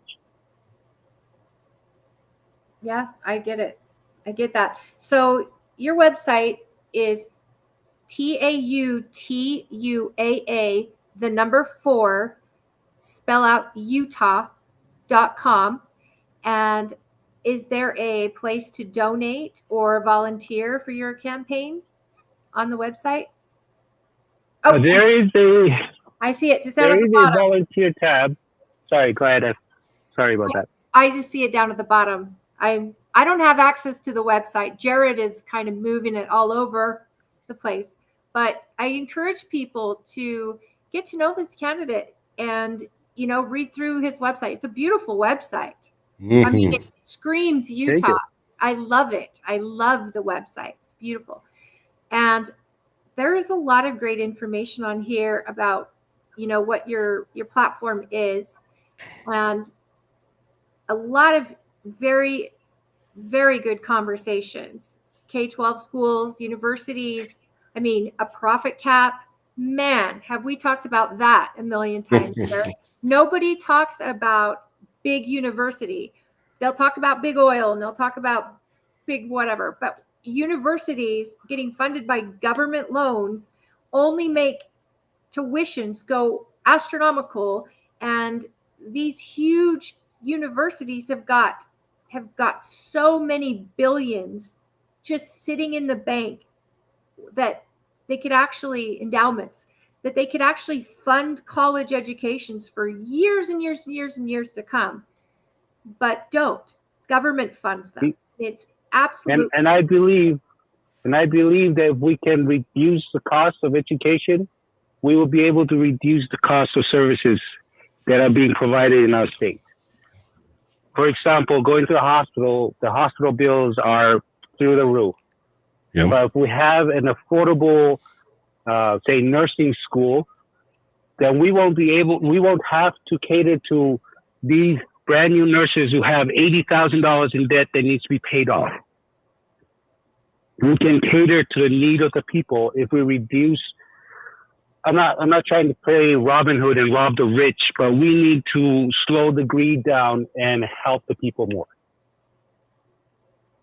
Yeah, I think making loans private and not government backed would help do that. Because the school is only going to do what people can afford. They will adjust to the market.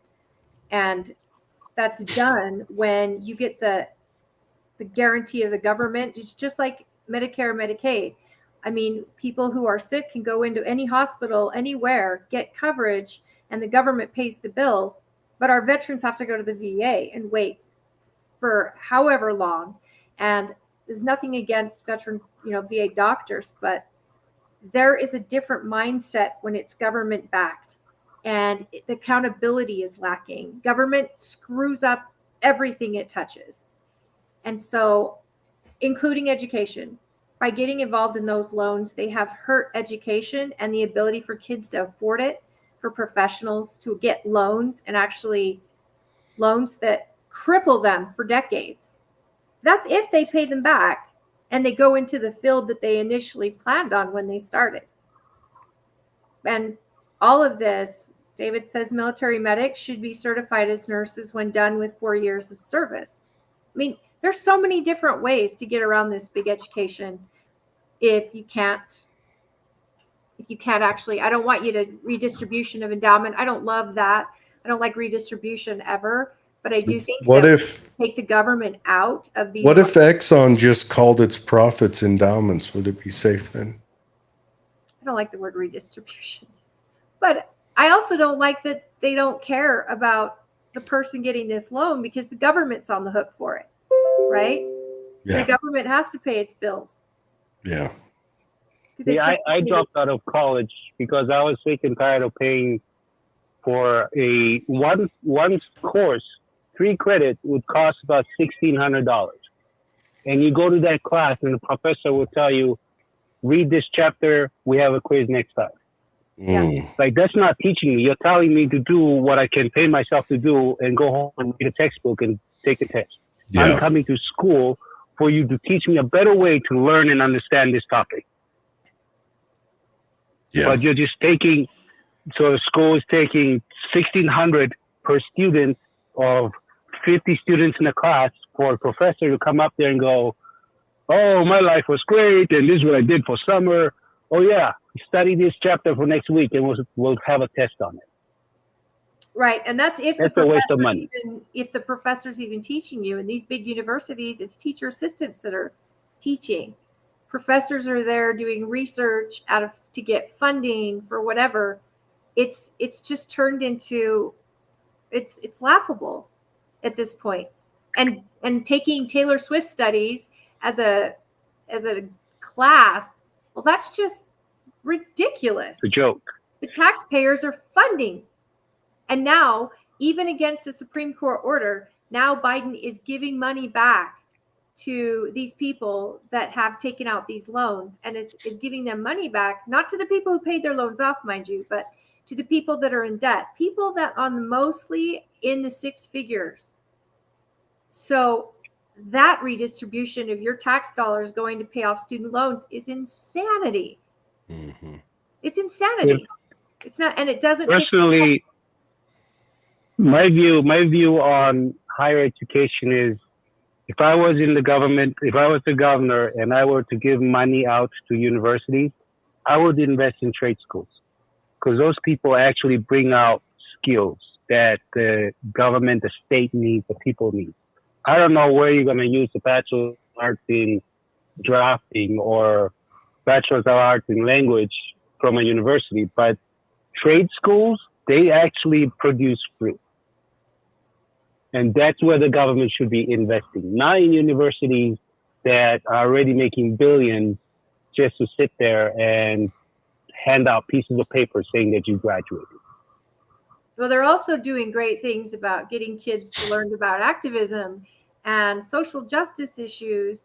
And, you know, they're not free speech forums anymore. It's totally gone to a really crazy place where kids are coming out with an activist mentality, and the real life slaps them in the face when they come out, because they're not at all prepared for it. Where you're right, a trade school is teaching them a trade that could support them their entire lives. And it's so beneficial for them. And not every kid can be a lawyer or a doctor, nor wants to be. And I think lawyer, doctor, those are careers that essentially call for education and long-term education. But they also come out making more money than someone who's got an arts degree in humanities.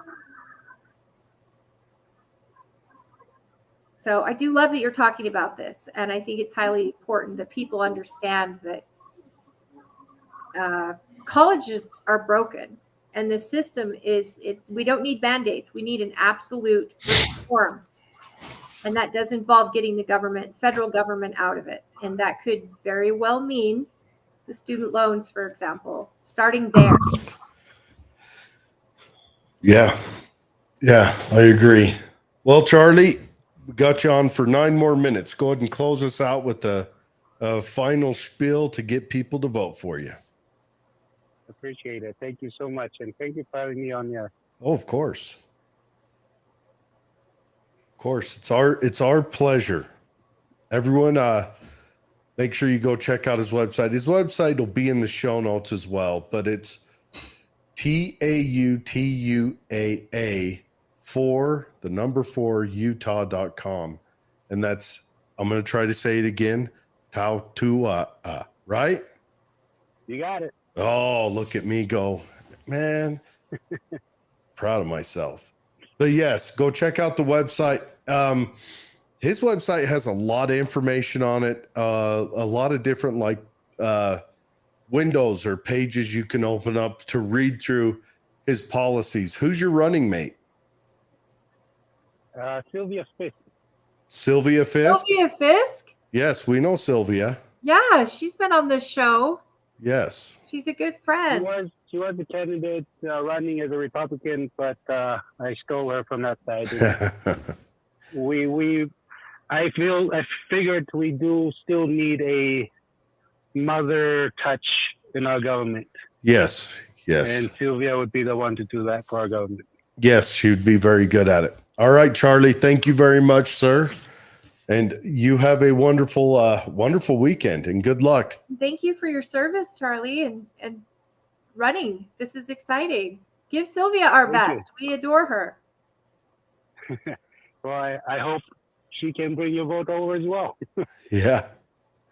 You have. All right, thank you, and have a great weekend. Yes, sir. Thank you. Bye. Yeah, bye.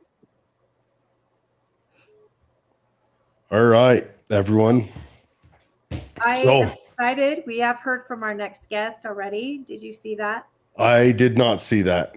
So we will be welcoming at 4 in Okay. 4 minutes. We're going to have a candidate for Attorney General, and my very good friend Derek Brown, who's going to be on the Republican ticket for this primary. So Perfect. we're excited. And read David's comment. I'm going to step away for 1 second. You're going to step out for a second. Just for 1 second. Oh, I got to show you my cute red, but you don't get to see it on this. Your cute what?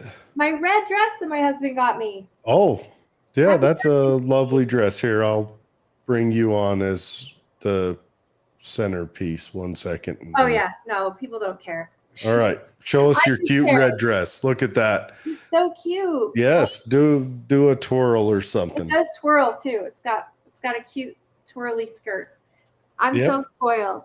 That is a lovely dress. Tell him good job. Thanks. All right, now Still hear you. she can still hear me, so don't talk smack anyone. Remember, she's right there. Read Dave's comment. Which one? A little redistribution is like salt and pepper on my steak. Which one? Military medics should be certified as nurses when done with 4 years of service. Okay, so combat medics, that's where the what do they call it? Nurse practitioners, is that no? Physical assistant. No, is it physical assistant? PAs? Physician's assistants. That is born out of Vietnam era medics coming back, and they had a lot of experience. So they open up this field of physician's assistants. But doesn't that make so much sense? These guys have not only learned a skill in the military, but they've learned it under duress. I mean, you're preaching to the choir. I think it's brilliant. Now, I've got a different way of taking care of that. I think that the Army and the Navy and the Air Force should seek to make it so that when someone goes through their training, they get a certificate that is carried on the outside. MPs, any of that, so that they go through their training, and their training enables them to carry that to the outside, whether that is figure out some kind of affiliation with college or anything like that. I really think they should. But sadly, they don't. And because military medics are outstanding medics, they are very good at it. So, yes, they should. Agree. And he also says it's so cool you give time to the independent candidates on Political Head Traumas podcast. And you guys, that's our goal. We want to get you educated on the people that are running and party affiliation.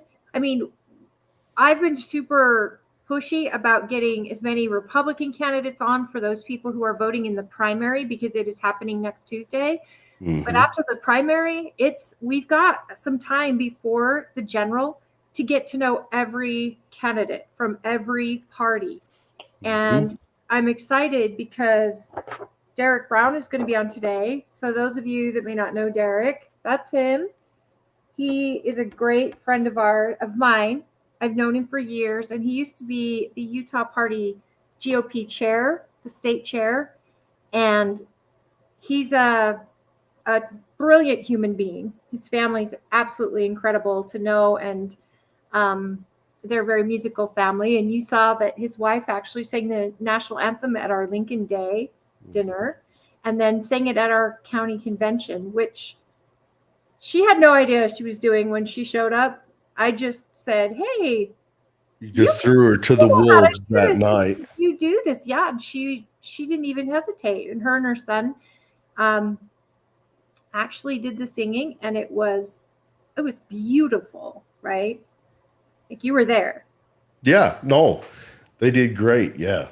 and her son, I believe, goes to BYU and he sings there. And Derek is a phenomenal pianist, and he actually plays a piano that he won when he was, I believe, 12 years old, and he still has that piano in his home. And before we would do our big central committee meetings or convention, he would invite people to his home from the SEC. And he is basically like, it's like a piano bar without the bar part. He can usually play every tune. It's a lot of fun. He's such a good time. And he's been involved in Mike Lee's. He worked for Mike Lee for years with the Mike Lee campaign and administration. And he's a phenomenal person. And his values are Republican Party platform values. So if you haven't had a chance to get to know him, I'm really excited that he's going to be on the show. And for those of you that haven't put your ballot in yet, it's just another candidate to get to know. We've had Rachel Terry on. We've also had Frank Mylar on. And, well, we had Trent Christensen on before the convention eliminated him. And we haven't had Derek on, and every time we've had to reschedule. So I'm really glad he's coming on today. And I'm going to check on him to make sure he's doing okay. Charlie sent me a message. He said, 2 things I didn't mention. One, we are running as a write-in. Those who actually take the time to get to know the candidates will cast that vote knowing who they voted for. And 2, while they do have a donation link on his webpage, it is inactive. Sylvia and he hopes that people will use their money wisely in these tough times. Any donations that they will accept is only that of skills and talents to helping them with their campaign. They need to build Utah back up with the proper foundation, and that is being founded by the people, not their money. That's great. And yes, for those of you that may not remember or didn't see the show, go back to our show with Sylvia Fisk. We did yes, that show on a Wednesday, and yes, she's somebody that I've known for years. And yeah, super nice lady. I'll be right back. No problem. So you take over. Sylvia has been just highly involved in the GOP, unapologetic about her support for America First principles and Donald Trump. She's also somebody that she was on our show, I think twice, regarding her issues with our current governor and some overreach that she feels was extended out through his campaign and was being sued regarding her free speech to talk about her own experience about issues.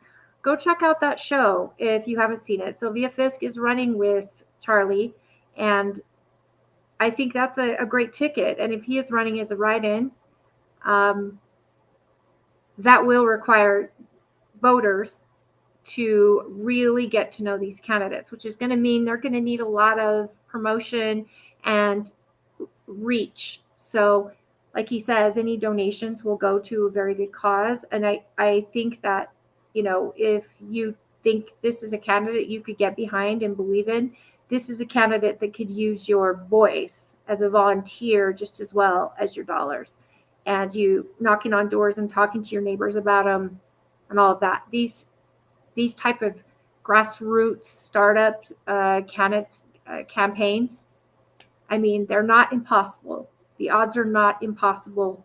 We got Mike Lee kind of under the same banner of, oh, that could never happen. Well, it happens when enough people decide it's time.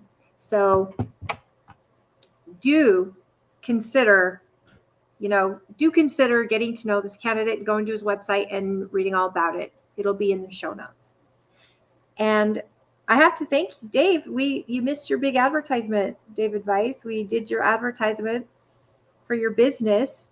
So we wanted to know if you would like to put your phone number in the show notes for people interested in the Bitcoin, creating their own Bitcoin through you and your business. We didn't want you to- 1-900-555.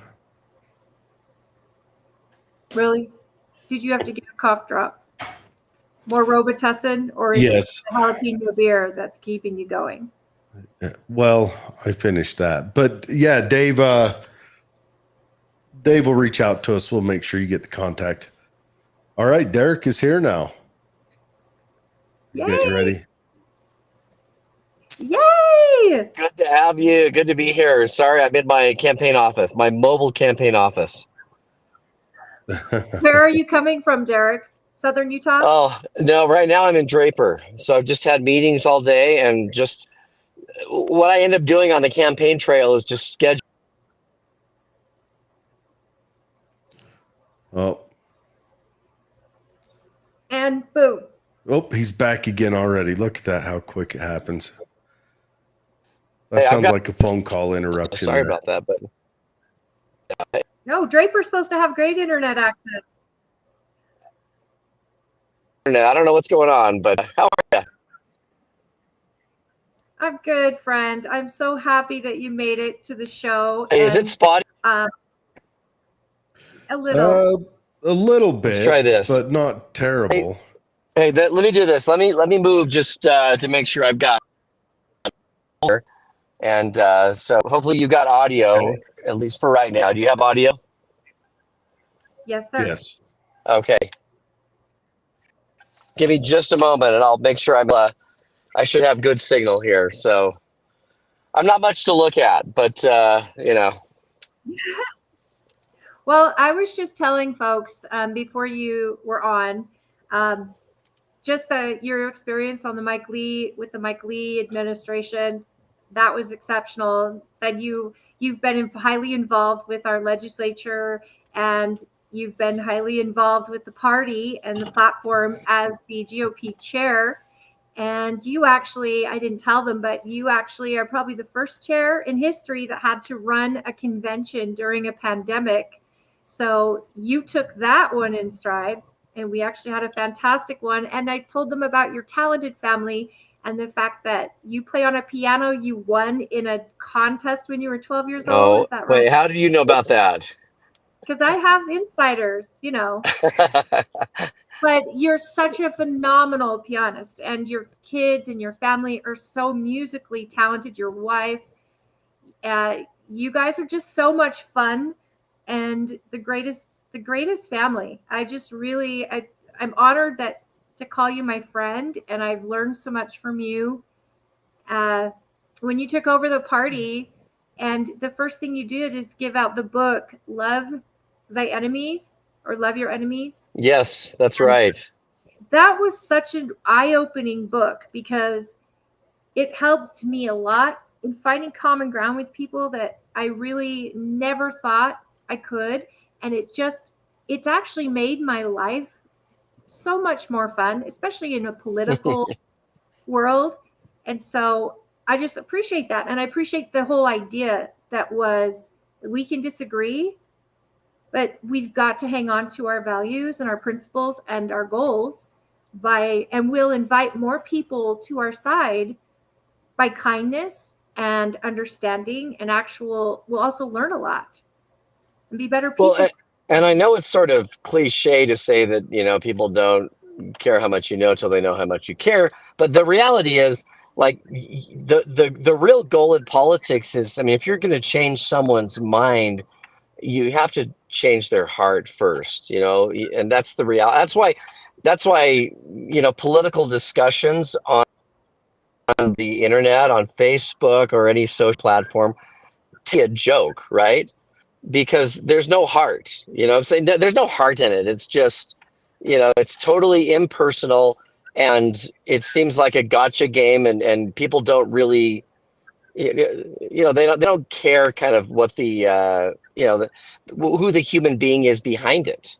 I think that was the point of that book, Love Your Enemies, is, if you, once you get through to like a human being and you can talk with them in person, then you're more likely to change their mind, you know. And I'm the same way. I'm more likely to have my mind changed by someone who I know actually has my best interest at heart, you know, as opposed to someone who approaches me and says, just, you know, you're kind of dumb, and you're just pick the political, you know, hit job name that we see online right now, and, you know, you accuse someone of that. How likely are they to actually listen to what you're saying? It's So, true. you know, Republicans, and the other thing that author did a lot of that I like is he basically said you have to go to the heart on political issues.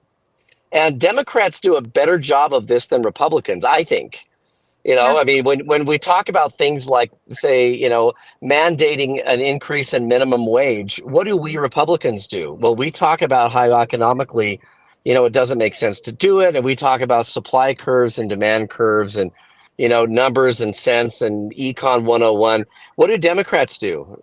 You know, whenever you hear them talk about this issue, they'll always say, well, I know this single mom who's got 3 kids and two part-time jobs, and how is she going to make it? You know, they'll go to the heart. They'll go to like human beings, True. and I mean that's the reality of my own party is we tend to sound like deranged econ professors when we talk about those kind of issues, and Democrats do, I think, a really good job of going to the heart and you know, Well, people. the hard part with that is, say, the minimum wage thing is the Democrats look about a hope they want to achieve, and then the Republicans, they can't talk about the bad effects of what they're going to do until after it's already been done, it's been set in stone, and it's almost a ship you can't turn around. Like California right now did that. California lost, what was it, 27,000 jobs by them signing one bill, that $20 minimum wage bill. Yeah. Well, many And then once it's like you said, out of business. So Republicans can't say, well, I know this person who lost their job because they did it, because it's ethereal, it's in the future. So I understand that argument. yeah. The problem is you can't, like you said, you can't argue intelligence against emotions. Exactly. And so rather than doing either or, I think the trick is to do both. And the emotion is to let people know that you really do care. Yeah. But you're right. I mean, Jared, that's one of the problems is then, like, California did it. And once they let the genie out of the bottle, there's no putting it back in. Right. And then it's a disaster. And then you have people fleeing from California, you know, by the millions. I mean, that's one of the reasons that in the 2020 census, Utah was per capita the fastest growing state in the country. Right. It was because of places like California, people flooding here from California. I mean, my parents are a perfect example. I mean, my parents were there, had been there for 35 years. And then after seeing the way that you know, California handled COVID, they just said, you know what, this doesn't make any sense. Let's go to a place where we have some degree of freedom. Right. And I'll never forget the day my dad called me. He said, hey, we had someone that just got arrested at the beach today, and they live near the beach. And I said, so what were they doing at the beach? And he says, well, they were at the beach. I said, well, how'd they get arrested? For doing what? He goes, for just being at the beach. You can't be at the beach physically or they'll arrest you. And that was kind of the day when he went, you know what, maybe California is not the place for me. And so, remember, towards the the end video, of those cops chasing the windsurfer? The Yes, funny I thing, do. it was a Benny Hill show. A windsurfer, he's out there. There's not a person for a mile in any direction. And the cops are running in the surf after a windsurfer because he dared to be outside without a mask on. Or California took all of those skate parks and filled them in with sand. Yep. Let's not forget that you can't make this up. You cannot make it up. Well, and I think at the time, I think there was so much panic and fear that we just were all conditioned to go, well, that's what they got to do. But, you know, with the benefit of, you know, 4 years of hindsight where we can look back on it, you know, now in 2024, we look back on it, we just shake our head and think, how what were we thinking? Like, Yeah. what were I we can thinking say that they did that? that not one point during any of the COVID response did I think that's something we need to do. The whole time I was saying, this is going to destroy our country. This is And going that's, to I think, why destroy our people left. economy. Yeah.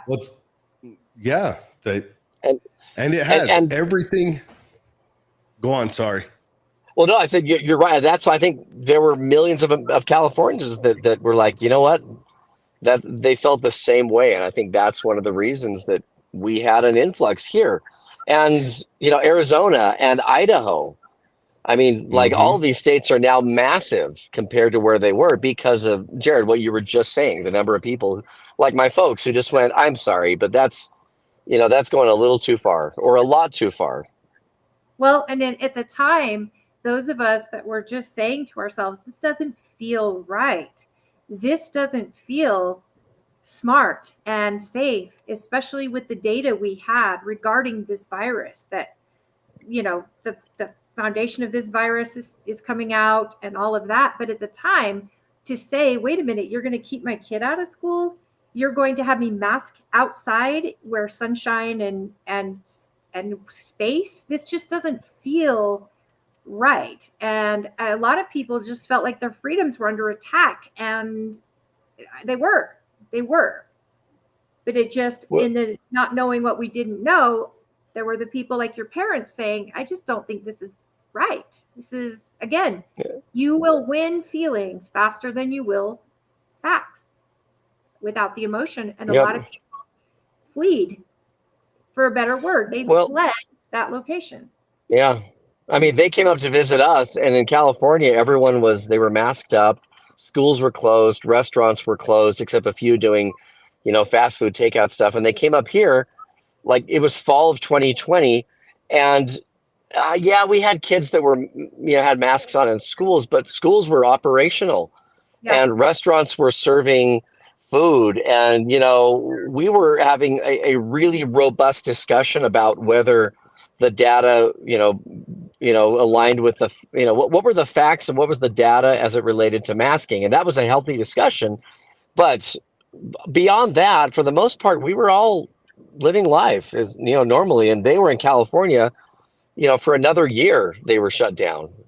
And so, and if you look at the data, I mean, we know things now that we didn't know then, and I think that, I think people are on high alert now. I think the kind of things that we tolerated then, we're not likely to tolerate in the future. I think we've learned a lot as a society. I don't think we're going to let a lot of those freedoms that we lost. I just don't think we'll go down that road again willingly. Well, that brings me to the office that you've decided to run for, because you're obviously crazy and not busy enough with your career. But so the Attorney General, I mean, that's a big office. It's the top cop for Utah. And it's extremely, I mean, it could be what stands between what they suffered and what we've suffered. I mean, it could be that benchmark. So tell us about your idea and what made you decide to run?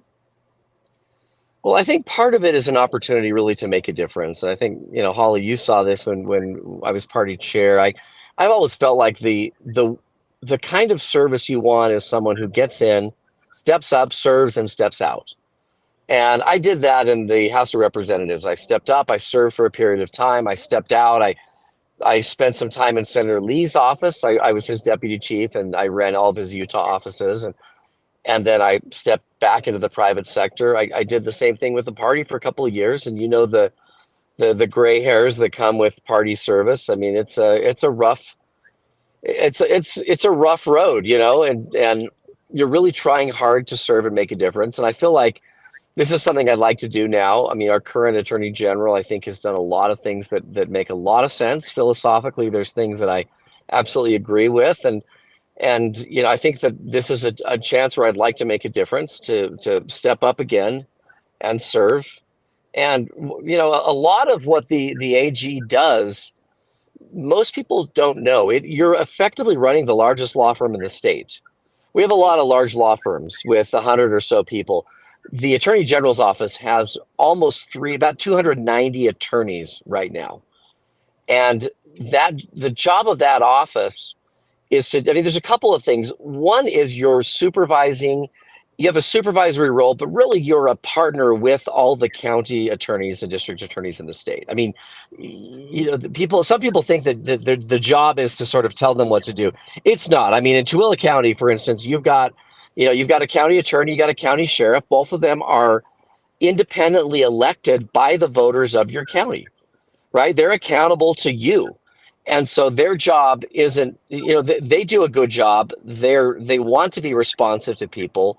They're accountable to the voters. And the job of the AG really is to work with them and provide backup and resources and help them out.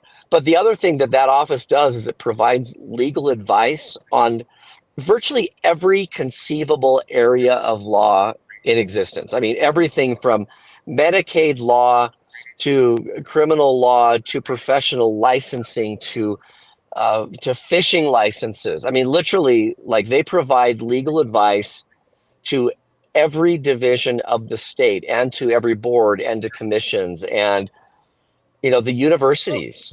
And there's a lot of work.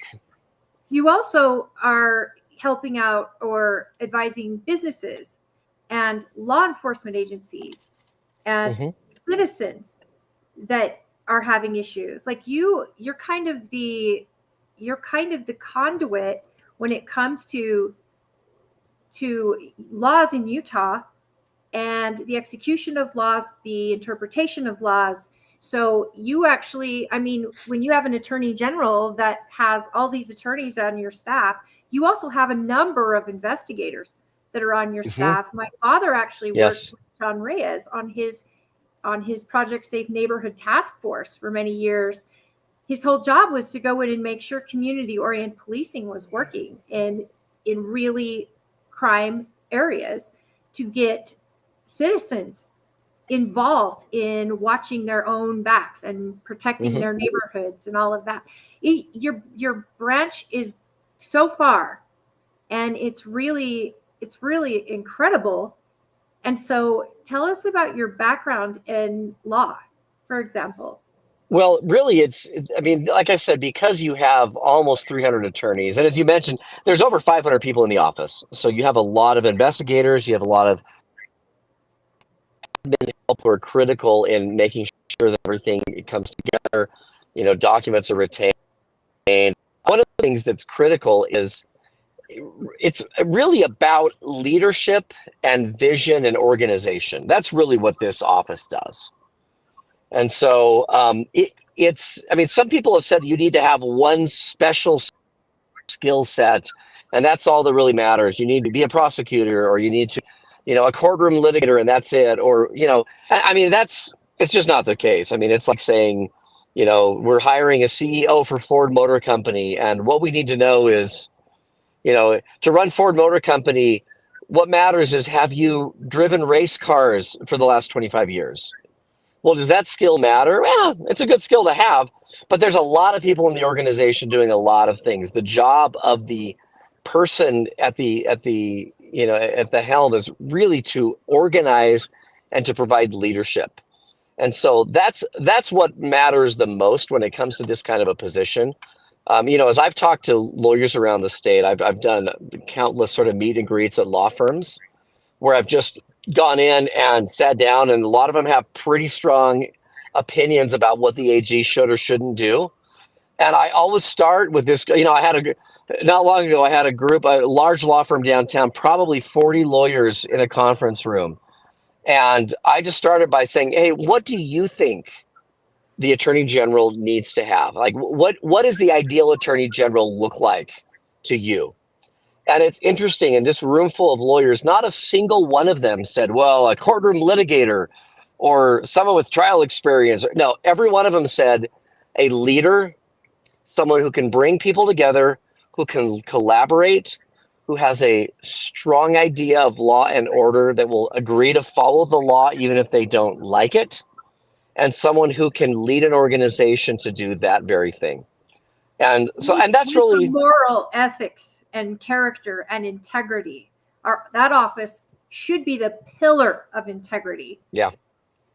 No, it absolutely should. And that's what the attorneys of the state want. I mean, there are about 8,000 licensed attorneys in the state of Utah, and I haven't talked to all of them, obviously, but I've been to a lot of the larger law firms.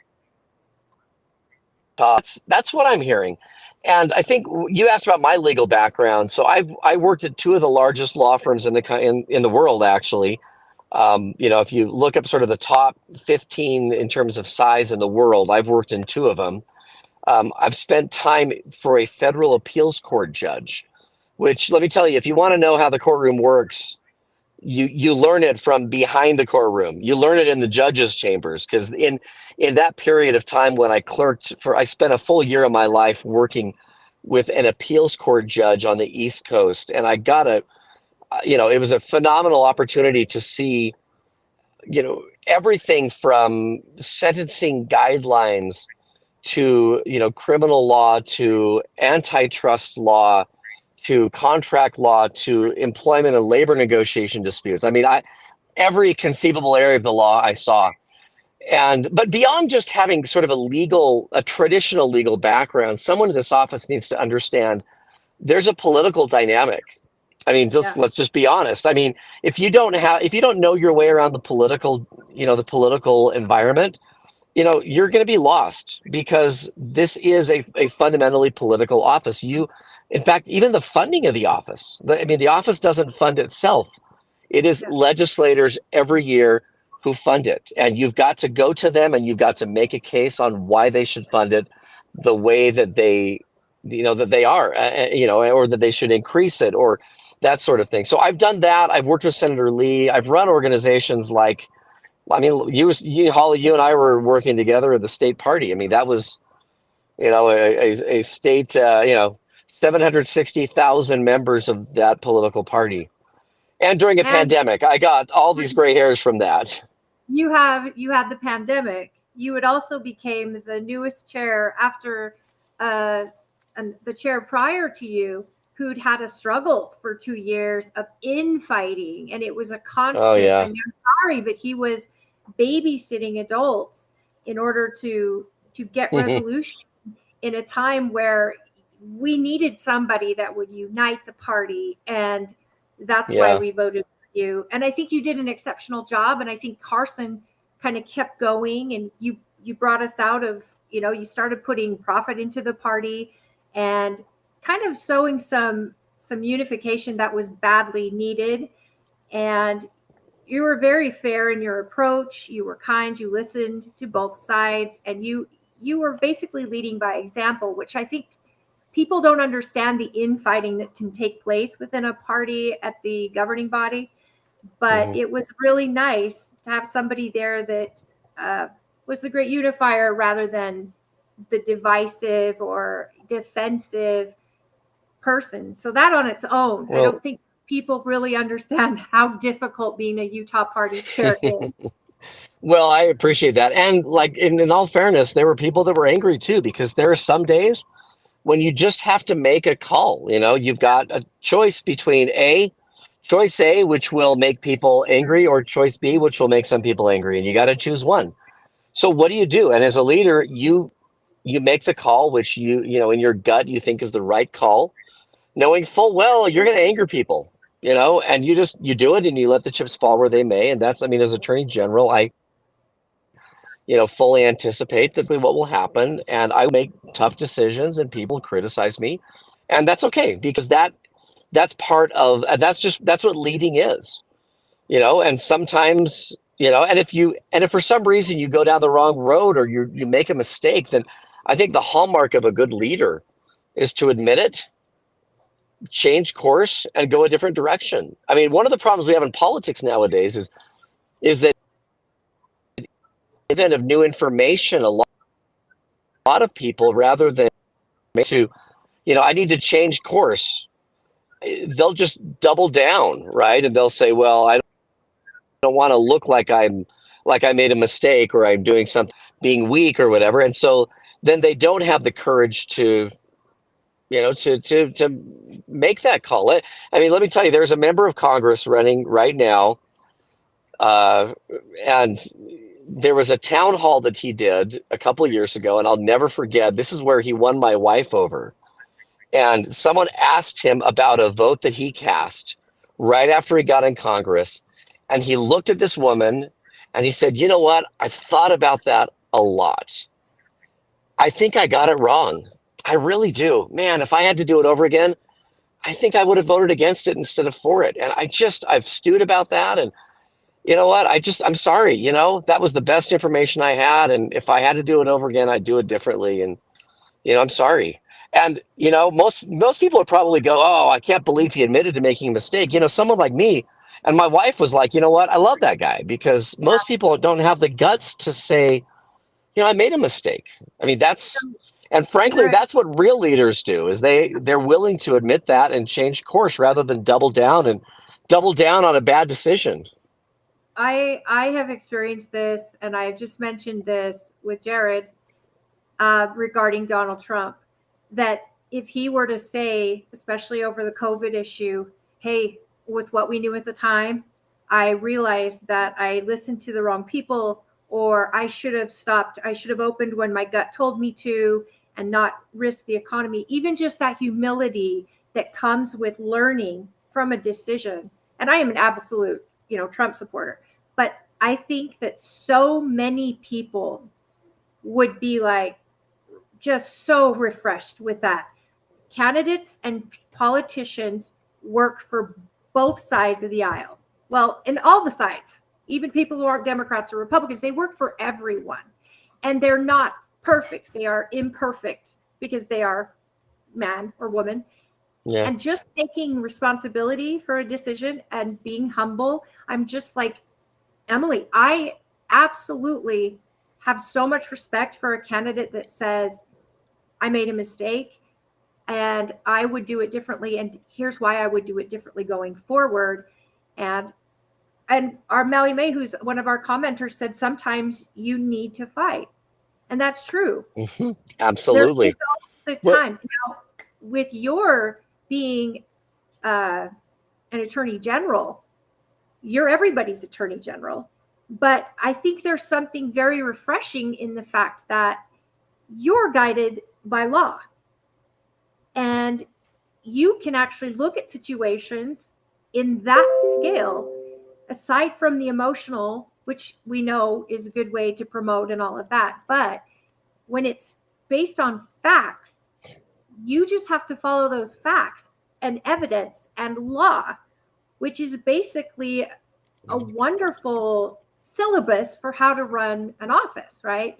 Like that to me is pretty great, because you're not making these emotional decisions on behalf of the Utah people. You're following what the law dictates. And so these collaborations with legislators who are writing these laws, or the federal government that is writing these laws, your ability to call Mike Lee and say, "What's coming down the pike? How does Utah prepare? I'm going to be consulting my legislature.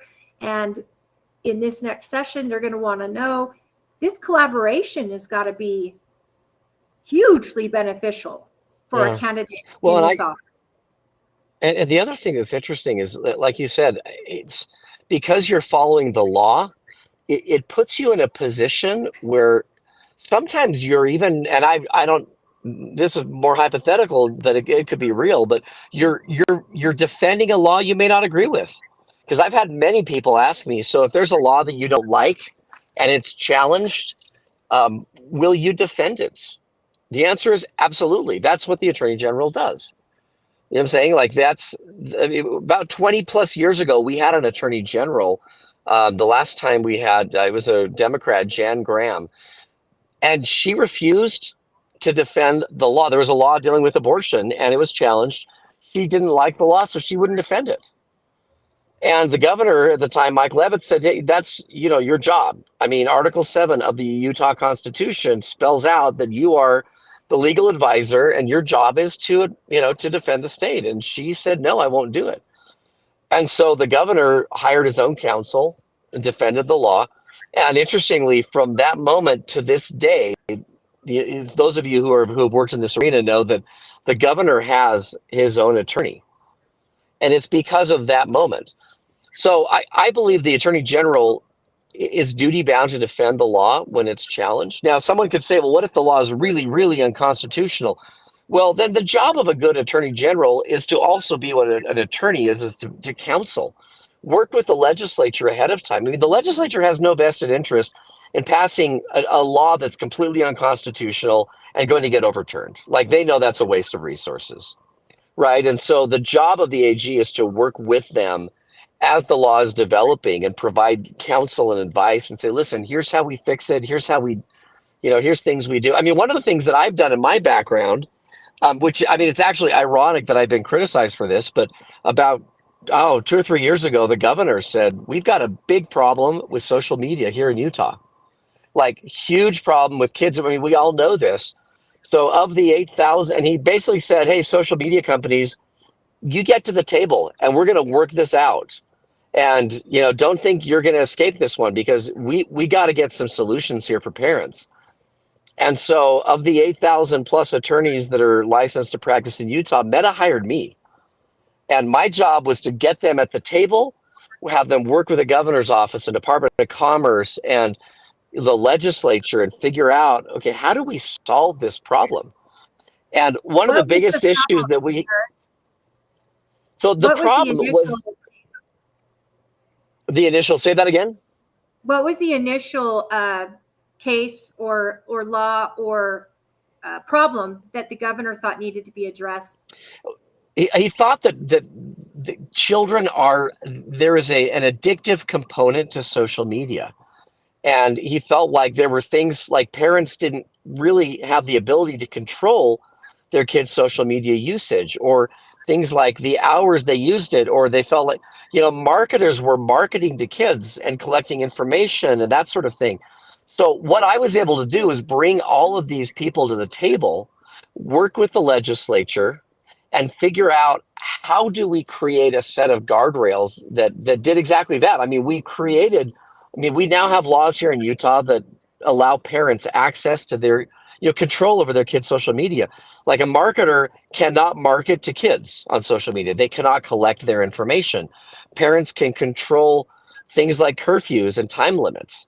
And so, I mean, we did a great job of that, but there are also some tricky constitutional issues that we had to navigate, because if we passed a law that was unconstitutional, it would get thrown out. And if it were challenged by the AG, the AG would defend it.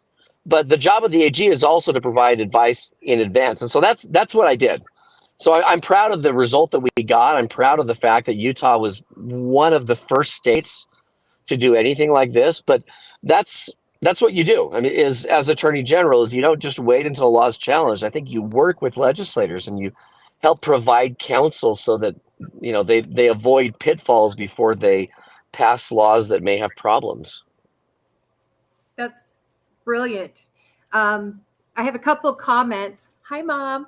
My mother is tuning in. Oh, hi, Mom. She loved the birthday song that you and Emily sent me. And then Ryan, that was so great. O'Malley May says, I'd like to know your stance on police checkpoints that have been legal to do since 95. I have a problem with them picking a number and randomly stopping people who have broken no laws. David says, what is your opinion on alcohol laws and delivery for Dash for alcohol, or other states allow you to send wine as a gift or a gift basket. Mm-hmm. Utah does not allow that.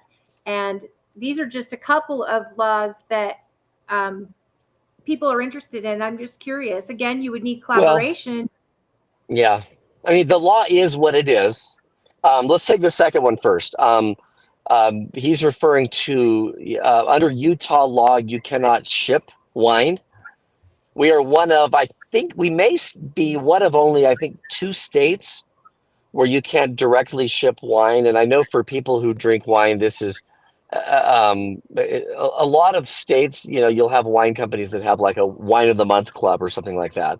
Yeah. And we don't, like, that just isn't something under Utah law that it's not legal. And, this is always a really heated topic in the legislature. And we have the Division of Alcohol Beverage Control, DABC, that whose job it is to control this.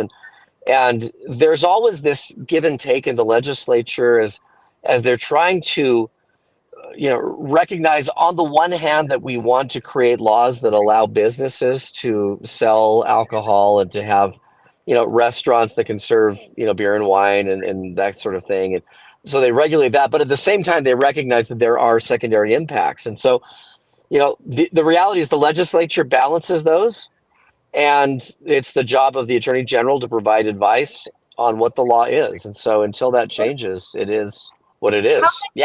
How many states actually are the only sole producer, distributor, seller of alcohol? Ooh, I don't know the answer. That's a good question. I mean, there are others that are like that. Utah is much more strict. We have some quirky things under Utah law, but a lot of states do.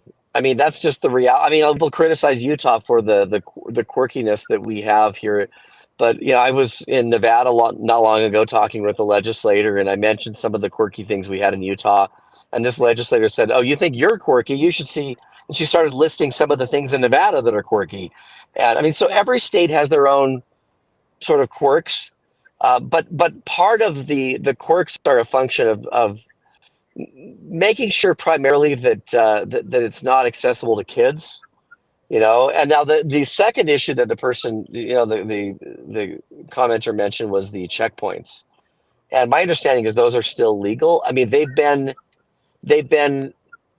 was a bill, I think, right in 2011, if I remember right, or 2012, that sought to outlaw them. There were a couple of cities that still did the sobriety checkpoints. I honestly don't think it's very common anymore. I live in Cottonwood Heights, and at the time Cottonwood Heights did them periodically, and they felt like they were very effective.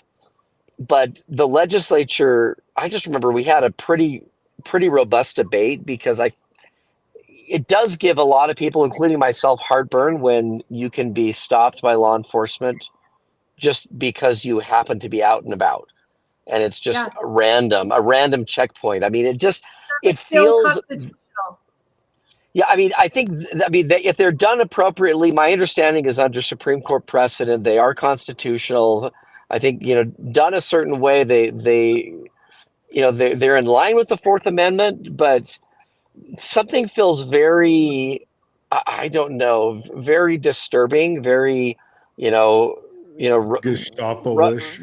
Gestapo-ish. Something about the ability for a law enforcement. It's not just, hey, you over sort of truly random, random information. I mean, it has to be random. They can't just say, oh, that guy looks shifty, I'm going to pull him over. Like, they can't do that. But I mean, they do make me uneasy. Well, I can go with that. I'm really looking at what the current law is, but I think they make people uneasy. I remember the department of my city felt like they were able to nab a few people who were truly dangerous spot in terms of blood alcohol level. But since then, the other thing the legislature has done is it's reduced the blood alcohol level. Yeah. And so for the legal limit has gone down. And I think it's less of an issue. But anyway, that's a great question, though, because it's at that intersection of like civil rights and searches and seizures of the Fourth Amendment. And those are the kind of debates we should have as a society. The probable cause factor. And I mean, they've got to do it on, I believe, when they have anticipation, like 4th of July or New Year's Eve, and they've got to be there's so many little intricate elements that make it legal, but I believe the Supreme Court has ruled on it, so we are bound by that ruling, correct, in Utah? Absolutely. If it's the Supreme Court, yes, absolutely. And O'Malley May mentions, and this is something we've talked on our show about quite often, I would like to know your take on federal agents doing raids in Utah at 6 a.m. as they did to the gentleman in Provo.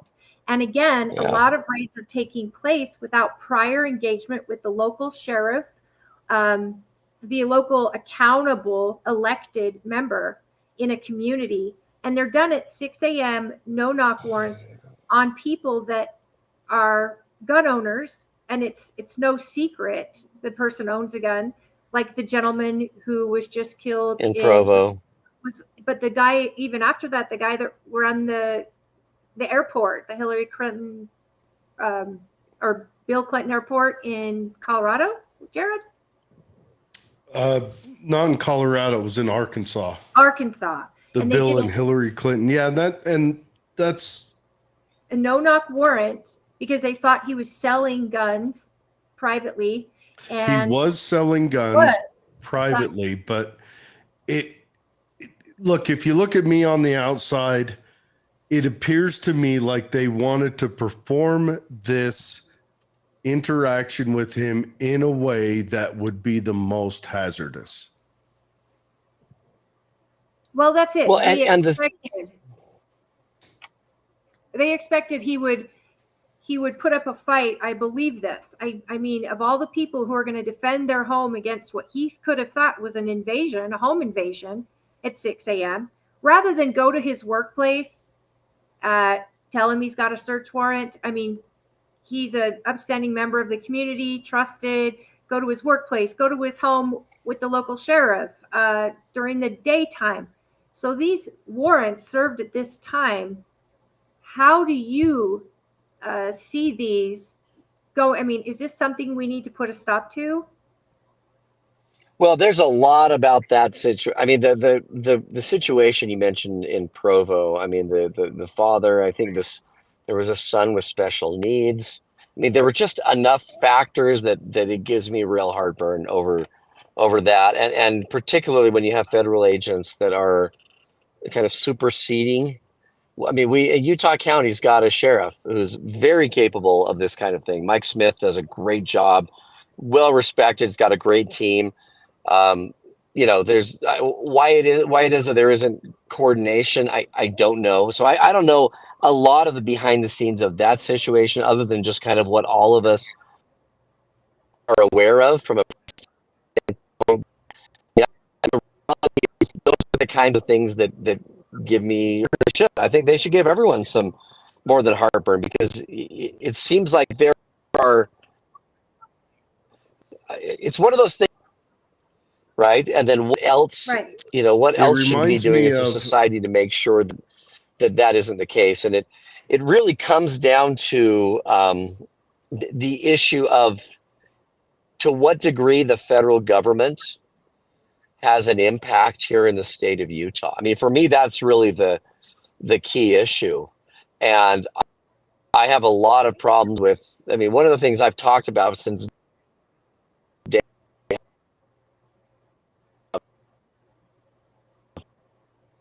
Oh no. Yeah. He's breaking up. Yep. He's breaking up. Hear me okay?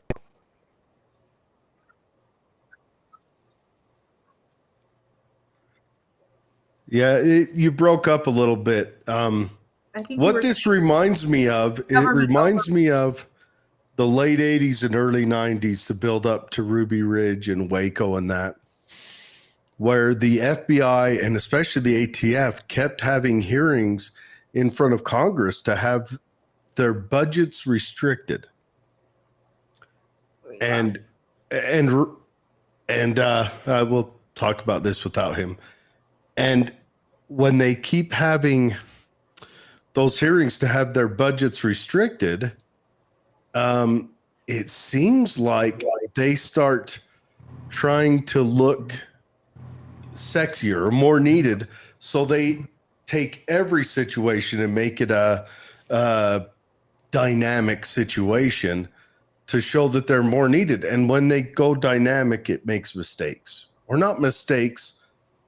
It turns up the volume on hazards. And that's what this time feels like.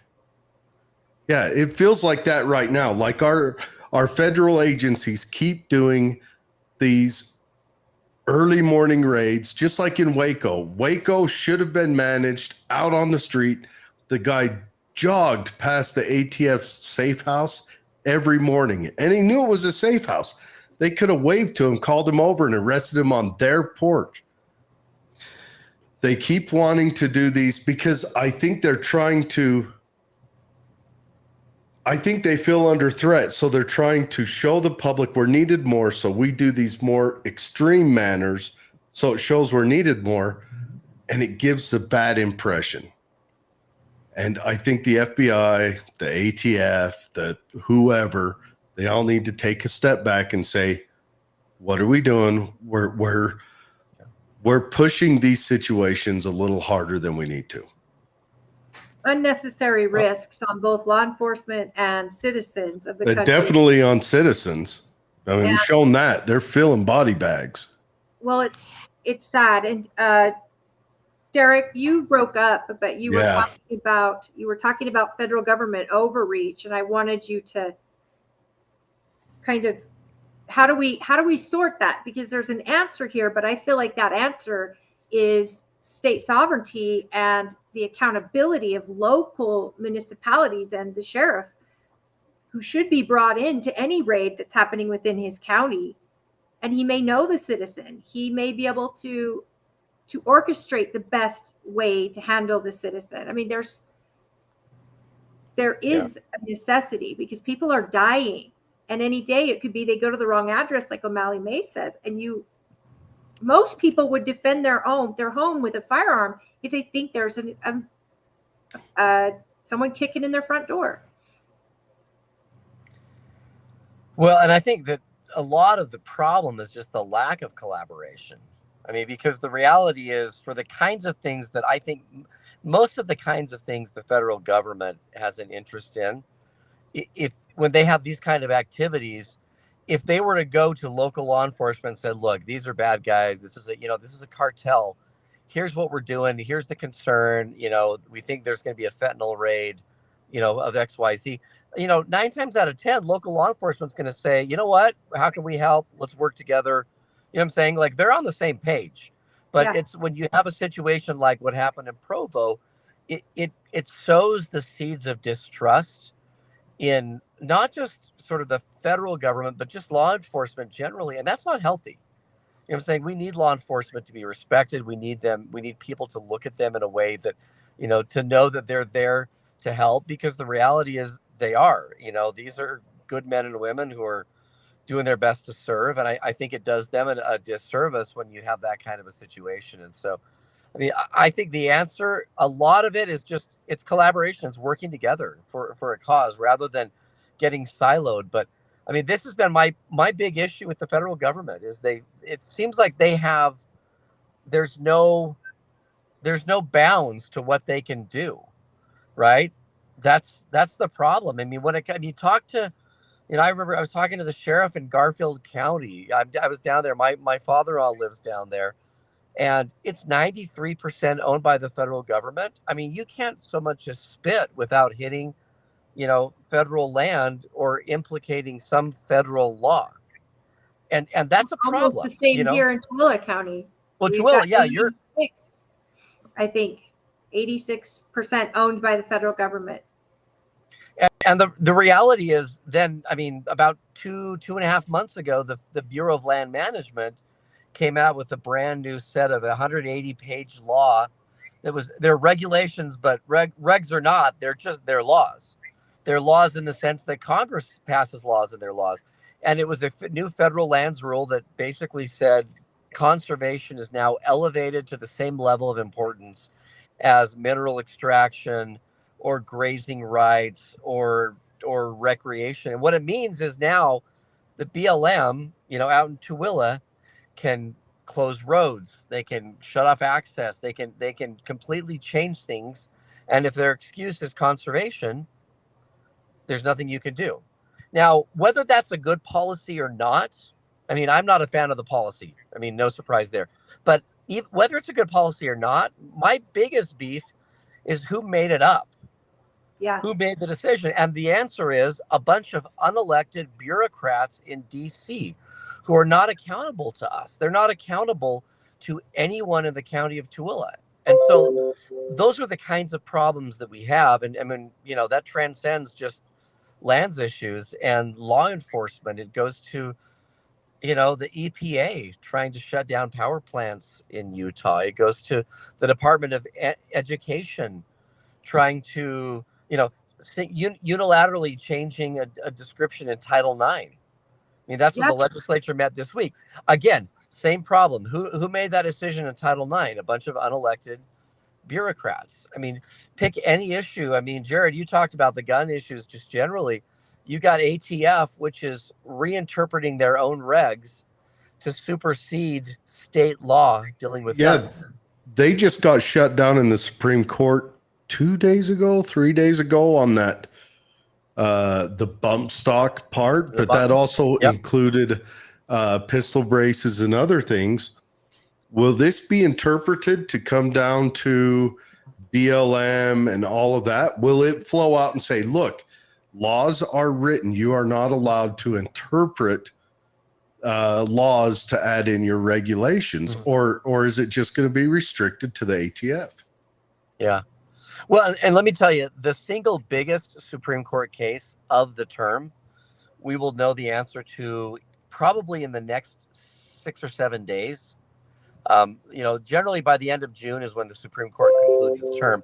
But the biggest case right now is the case, 2 cases called Loper Bright, and it deals with a concept called Chevron deference, which is where courts basically defer to these agencies. I mean, all the stuff I'm talking about, every one of these agencies, if you challenge their interpretation and say, look, that's a ridiculous interpretation, then the court goes to the agency and they effectively say, hey, do you have a good reason for why you did what you did? And what do they always say? Well, yeah. Of course. Of course we did. It's like, I mean, I always joke, it's like my little girl, whatever she, there'd be like a fight and she'd hit her little brother, and I'd say, hey, why did you do? Basically, if I ever said, hey, was there a good reason for doing that? Her answer was always, well, yes. And with the agency, it's always going to be, yes, we've got a reason. But the problem is, for the legal analysis, that's where it stops. Courts go, oh, you do? Oh, well, then I guess we'll let your interpretation stand. Well, for 40 years, literally since 1984, when the Chevron case was decided, that's what courts have done. And that's now, I hope that changes. And if that does change, and we'll know in the next 6 or 7 days, if it changes, all bets are off. Every one of these issues we've talked about on lands or guns or Title IX or education, I mean, we now have an opportunity as states to go a legal route and challenge the agency interpretation and say, look, I mean, like, whether you think that, there's a lot of people out there that think that they like the fact that Title IX has been extended from sex to sex orientation and gender identity. Okay. Apart from whether that's a good policy, I mean, we can have that discussion. But even more important in my mind is, like, Congress didn't say that. Yeah. Right. That's if they're going to do that, if we're going to go there as a country, that decision needs to be made by people who are accountable to the case. They're not accountable to us. Yeah. That's The question is do we want a monarchy or do we want a representative government? Right. And when we let the executive branch kind of do whatever they do, then we've got effectively a monarchy. And the reality is, if there is, in fact, like, ambiguity in the laws that Congress passed, then there's 2 ways to approach it. One is to let the agencies do whatever they want and fill that vacuum. I personally, and this is my political, I think it should be filled by the state. Yeah, he just said my magic word. Yeah. I think the 10th Amendment is the only way that we're going to salvage this republic right now. Yeah. That's it. Well, and it's funny when people otherwise talk we're about, going to tear ourselves in half. I'm with you. Congress, and people talk about it like it's a bad thing.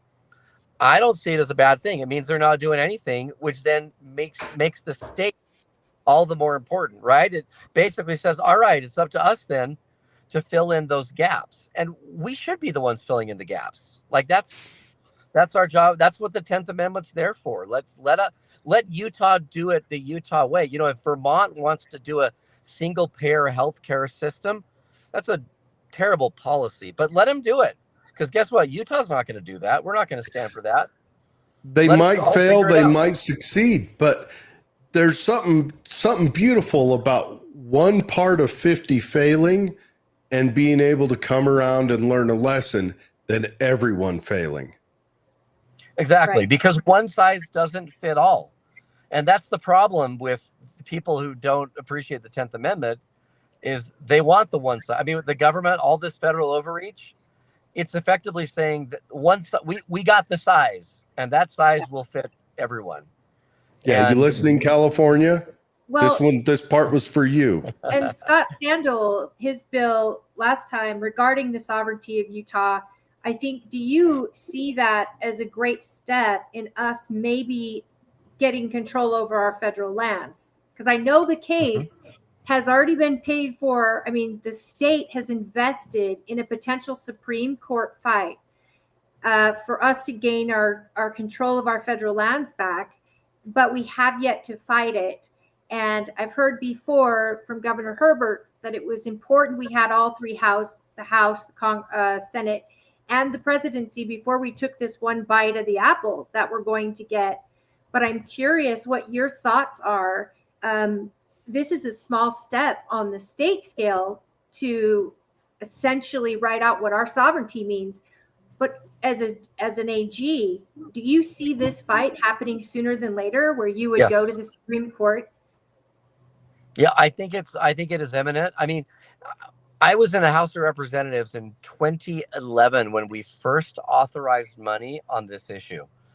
And there have been some battles through the years as to whether to do it, in part because the Supreme Court, the makeup of the court wasn't such that we necessarily would have won. Yeah. But right now, I think there's a very good chance with the current makeup of the court. I mean, look, if Trump did one thing that like any conservative, can't criticize, it's 3 Supreme Court justices who are phenomenal. I mean, like the reality is we now have 6 to 3 conservatives, or I don't know, maybe 5-4, depending on Justice Roberts. Sometimes goes the wrong way. Always Justice Roberts. You never know. I mean, like under the Affordable Care Act, I think he blew it. But anyway, that's my legal term of art. He totally blew it. But the reality is, I think we are at a point now where, I mean, even though we've been looking at filing these suits on federal lands for a long time, now is the time. And they're in the works and they will happen. And I think you use the phrase one bite of the apple, Holly. And I think we do get one bite of the apple. But I really do like the approach from Senator Sandel. That SB 57 extends beyond lands. In fact, this week, 2 days ago, the legislature met. They had a special session on Title IX. And basically, Sandel's bill said, if you ask us to do something we think violates our 10th Amendment rights, you know what? In the past, what we've done historically is we've just done it anyway and then grumbled and filed a lawsuit and been really mad about it. Now what we're going to do is say, look, we're going to call ourselves into special session. If everyone agrees, then we're not going to do it, and we'll let the federal government sue us because we have a 10th Amendment right. So I think they passed that Sandel's bill with the EPA in mind, because the EPA is trying to shut down some power plants.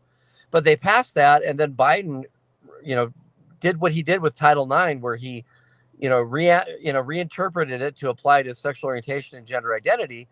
And that's why they met on Wednesday, is to say, well, our state law doesn't recognize that. So we now have a conflict between state law and federal law. And Congress didn't give you the authorization to do that. So Isn't Title IX an executive order title anyway? It's not through Congress.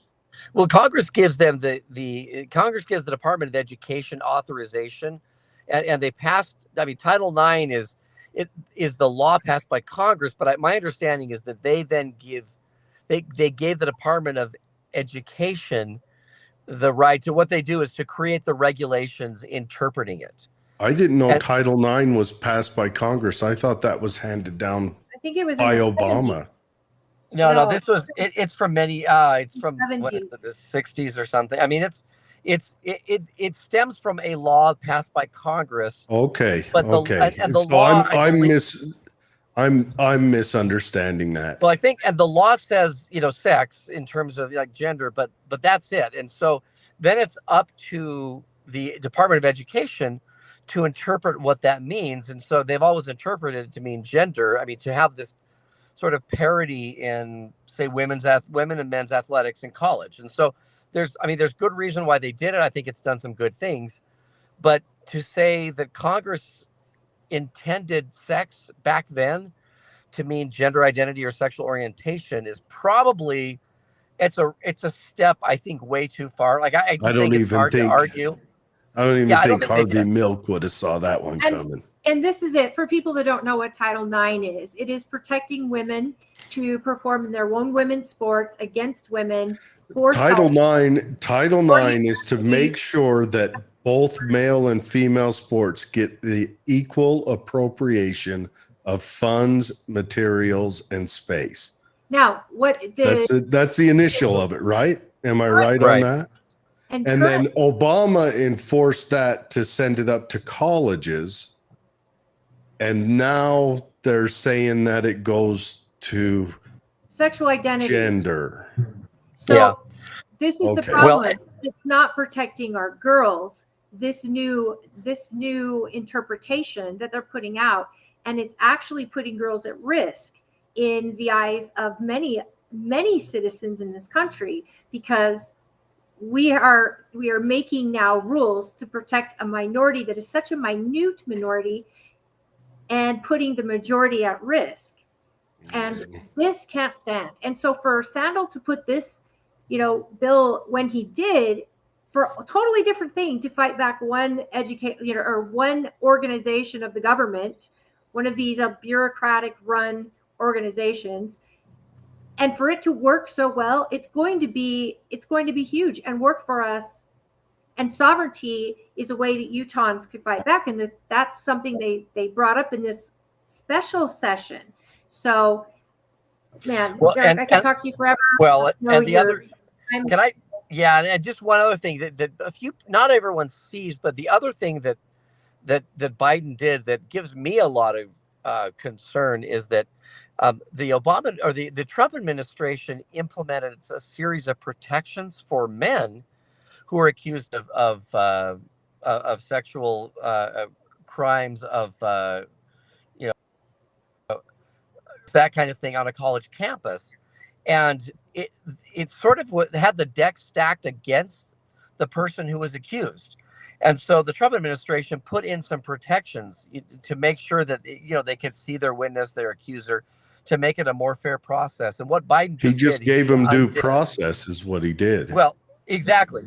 And this has been an issue here. The legislature has been talking about this as it relates to the University of Utah for a number of years. And the other thing he just did in Title IX, not only did it have to do with women's sports, but it had to do with pretty much gutting all those protections that President Trump put into place. And so that no one really talks about that aspect of what he did, but that's a huge, it has a huge impact. I mean, I have talked to someone who was accused, at one of the universities. And the reality is that you don't have the protections. And so you're pretty much, you might as well just give up. You're effectively guilty until proven innocent, and the ability to prove yourself innocent is very difficult. And so flipping it is hard. Wasn't Duke just sued the beginning of this year over something they did under Obama? I think Duke was sued heavy. I know Harvard was sued and they all lost, but the Duke suit, if I remember, was like a $10 million suit that a girl lacrosse team. Are you saying about the lacrosse isn't team? the lacrosse team. This is one that happened while Obama was president. And I should have down, because they had kind of a fiasco with their, Holly, you mentioned their lacrosse team. Yeah, that was the prosecutor. I think the local prosecutor led most of that. I don't think Duke had much to do with that. Well, those players were kicked out of school. They were, but the prosecutor knew that they were innocent real quick. I mean, he ended up losing his license over it. So that tells you where that one went. So, Derek, you've got a website, and what is that website? Yes, I've I got know it we have pulled to up. wrap up. Yeah, it's just Derek, D-E-R-E-K is how you spell Derek for Utah. And so, yeah, feel free to check that out. We'll give you some ideas on, we've got everything from videos to issues to, endorsements to how to contact, that sort of thing. So we've been racing, and I'm going to race up until next Tuesday night at 8 p.m. when the polls close. And then I might sleep for a week because I'm just exhausted. But that's what you do. When you run, you run as hard as you can, and you leave it all on the field. I do want to say I've met you a few times. Super nice guy, very friendly family. Yeah. I appreciate it. You're very smart. You're very, very knowledgeable. You've got incredible endorsements. And I know people may not agree with the people endorsing you, but I think it speaks volumes to your knowledge and the vast differences in in these people endorsing you. Mike Lee. And I hope that's the case. Yeah, I mean, because some people will be like, wait, I've had people that have said, well, if Mike Lee endorses you, then I'm absolutely going to vote for you. And I've had other people that have said, well, if he endorses you, I can't vote for you. Right. And then I say, well, Governor Cox endorses me. And they go, oh, well, I like him. I mean, so I get that it's a two-edged sword, but my goal is to say, look, there's a reason that Governor Cox and Senator Lee and the Speaker of the House and the Senate President and almost every Republican member of the House and Senate endorse me. It's because they know my track record. I mean, it's one thing to say, elect me, I'll do X, Y, Z, I'll stand up for this, that, and the other. It's another thing to have all of those elected officials say, look, we know Derek. We've worked with Derek. Derek is someone who will, in fact, do what he says he does because he has a track record of actually doing it. That's a great way to say it. And if people want to donate or volunteer, if they would like a yard sign, please reach out. Just send me a message and I'll make sure you have a yard sign in your yard if this is a candidate that you want to support. Yeah. Derek, I absolutely adore you and your family. I'm so grateful for your example and your mentorship. And I appreciate you coming on the show. I know we've missed you a couple times. And so I apologize that it's so late before the primary, but we are just grateful for you taking the time today.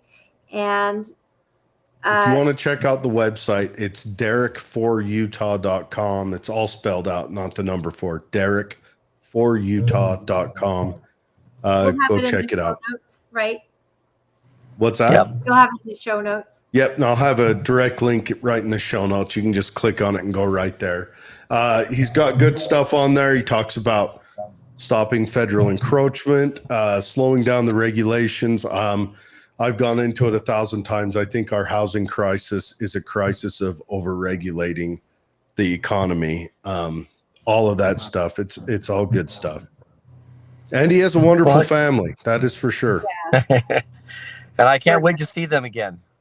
I bet they miss you. See you in 5 years. I've spent a lot of time with Emily on the campaign trail. So actually, I mean, we actually have spent a lot of time together.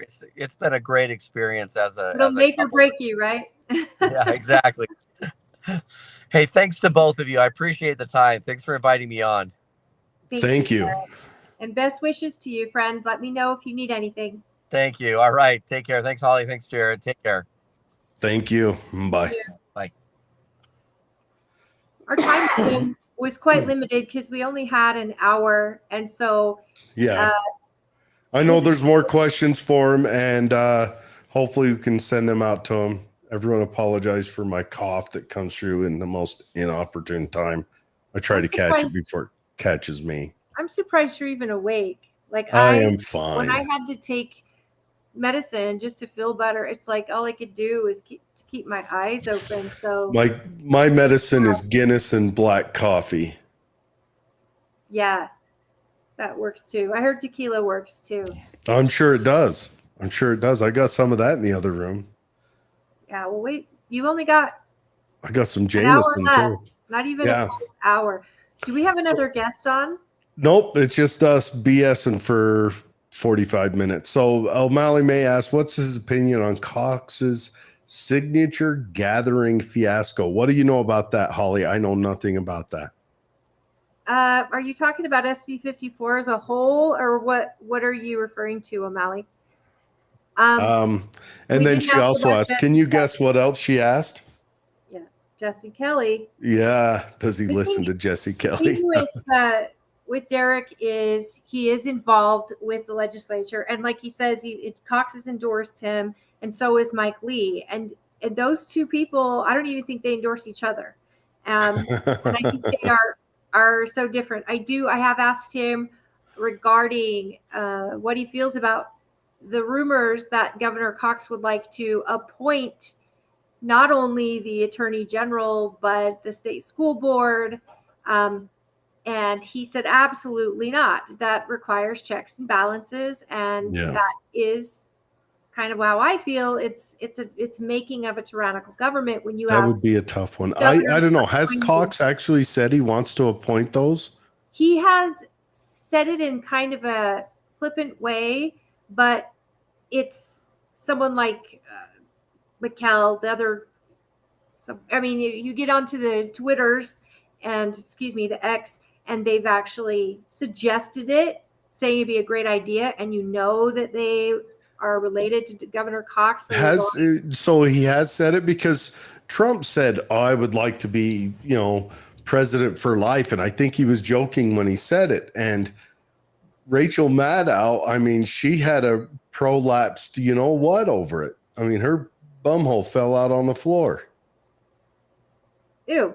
So yeah, I don't think that Cox has to say it. I think there's enough people saying that it would be great if Governor Cox could appoint. Yeah. I've been on an X fight with one of our representatives, not one of ours, but someone I know to be the Cox's brother-in-law, and pushing that, and eventually he took it down because too many people were saying that's ridiculous. So I don't think Cox would say that out loud in a serious manner, but I'm not sure if he feels that way. I do know that Derek Brown, someone who has a great working relationship with Spencer Cox, as well as Mike Lee, of course, and other Utah legislators, is absolutely against it and sees that could be considered tyrannical, and it is. But a lot of states, well, and it just makes it so to get complicated if he ever has to look into the governor's office. She says no, the company that gathered Cox's signatures is under investigation for signature fraud. 2 cases is what I last saw. They won't let anyone see his signatures he gathered. Well, I mean, if that will all be public record once it has to be public record, at least they could redact the actual names, but these county clerks, it's whatever county you file in, those county clerks are responsible to check every single name and cross-check to make sure any other candidate did not receive the same signature. Now, SB 54 actually breeded this business of signature gatherers. Why didn't we get into this business? Why wasn't I don't know. If I would have been politically paying attention then, I could have bought me a cheap suit. People from outside the state who own these businesses and we could have done this, Holly. We could have been living high on the hog signature gathering. It's true. We could have called ourselves, I don't know. Something 54. You said, did Derek use the same company? I don't know how many different companies there are, because it is such a new kind of industry, and it applies to Utah specifically. And a lot of these, like, I know legislators were talking about making a law against outside states having signature gather. Imagine that. It has to be volunteers and not paid. Together. So all of this has been up for debate. That would wreck the whole system. I would know if every single candidate used the same company or if there's a whole bunch of companies that they used. Oh, could you imagine the upset if they made it so it had to be volunteers and not paid for signatures? That would just be, that's how it was intended. That would tumble. I don't think for a second it was actually intended that way. I think it was. Okay, I think that's the how it people was who. proposed. I think the people who dreamed it up may have, but I don't think it. I don't think anyone was confused into thinking it would stay that way. And I'm not putting any negative thoughts on them. I'm just thinking that would upset the whole apple cart. Now, Utah local races that get these signatures, if let's say the sheriff wanted to gather signatures, that he doesn't pay a company. no, but The I could number's see. significantly smaller, but he's getting all these signatures, people pledging to give him their support before convention, and he's going to these people individually and asking Yeah. for their support. But on a bigger scale, Yeah, I could see it working on small in townships, but even like if you were doing a the Salt Lake mayor race, that's still probably too many people. But if on a global or a national a race like governor, if you went into every single community and gathered your volunteers and had them knock on doors, it's doable. It's doable. But why do it when you can pay a company $500,000 to do it for you? And then you turn in extra names. And then that way you've got, if anyone falls off, you've got more than enough to cover it by the deadline. But it's county clerks who have to go through each individual name, cross-check that with other petitioners to make sure no one signed 2 different petitions, because that makes the name null and void. Make sure they're registered Republicans. Tracy wants that job. I would rather lick toilet stalls clean than that job. Well, that's the thing, though. She doesn't do it for the governor's race, for the Senate race, but she does it for like school board. It goes through lieutenant governor's office and goes into these local county races. So it is something that I hate to say that because you got 5,000 signatures from citizens who believe in you, committed their vote to you, and I don't want to discount that. No. Even though I don't love SB 54, but a lot of these people are committing because a 17-year-old kid knocked on their door, gave them a short spiel and said, sign here. And they do. And sometimes they don't know the platform of the person. They don't know. Hey, dude. Hey, man. Look, I want you off my porch. What does it take? Oh, my signature. There you go. What are you selling? Don't you see the no solicit? Now, here's my question. When are we going to get Scott Sandel on to talk about this 10th Amendment boosting bill that he's pushing through? Oh, I'm happy to reach out to Scott anytime. Okay. All right. We'll have him on next Friday then, right? No, I don't want to commit that. He just did a special session. We don't know how far it's I know. Reach out to him for me. I've talked to him before also. He's doing great work. He's doing phenomenal work. The work of the Lord, if you will. Leader in our legislature, and we're lucky to have him as our senator. Well, he's my senator. Yeah. But I feel very lucky. I think this was such common sense, and this is a man who's a farmer, and lands are very important to him, and even more so with the consultation and the insight that Tim Jimenez has brought on the EPA and the restrictions of the EPA and the reality of the EPA regulations and how they're unattainable. You would have to remove every car on the road in Utah to even come close to matching. And you cannot with money or regulation stop what inversion actually is. We live in a bowl in Wasatch Front. Yep. Inversion is a natural thing that happens with or without cars. Yep. So with Tim's console and all of that, this next step of sovereignty for our state and the specialty that comes in our state, this was brilliant. And it's actually sad that it took this long.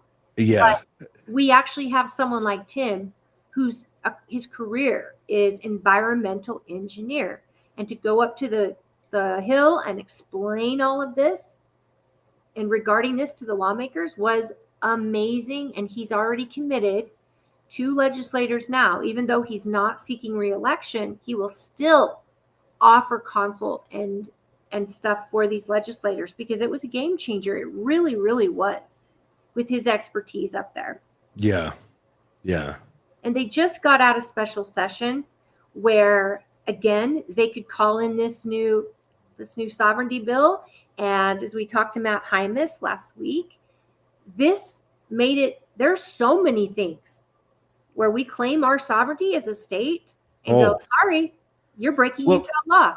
Here's what the I don't want to say Biden is doing any of this, because we know he's not. He's sitting in a big old poofy chair, like probably drooling a bit and everything else.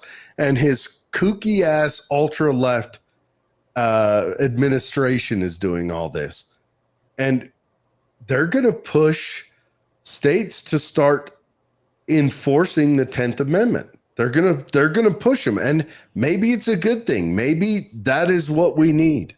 Hey, because it's time for states to start doing that. O'Malley says, do they go through the whole list? Do they? How long does it actually take? O'Malley, they absolutely go through every single name on the list. And having been a campaign manager for a local race and knowing what, like, for example, Camille Knutson went through, she was gathering signatures. She gathered way more than she had to. Lieutenant Governor's office goes through those state seats for school board. They go through every single name. And if that person is not a registered Republican, they're off the list. Some people don't know if they are. They assume they are, but you don't find out as a candidate that they're not until you get them. They get lost off the list. If they've signed another ballot or another petition for another candidate, they're off the list. And now there are time frames. So these candidates are turning in their petitions every time they're finished. And by a penalty under perjury, if you do not witness that signature on that petition, it's invalid. It's against the law to turn it in. Yeah, you can't hand your packet off to someone else to take it to work. And then sign it after the end saying you've witnessed it all and then turn it in. That makes that whole petition illegal. They're pretty heavy. I've turned down carrying packets for people for that very reason. I'm like, look, I do not want to take responsibility for these things. So every single name is checked. And when she finally, and you're turning it in constantly. So it's not like you turn it in at the end. You are turning it in as each petition is completed. And there's a book of signatures. Not each petition, each packet. You get a packet. There's, 30 pages in each one? Yeah, probably 10 names per page.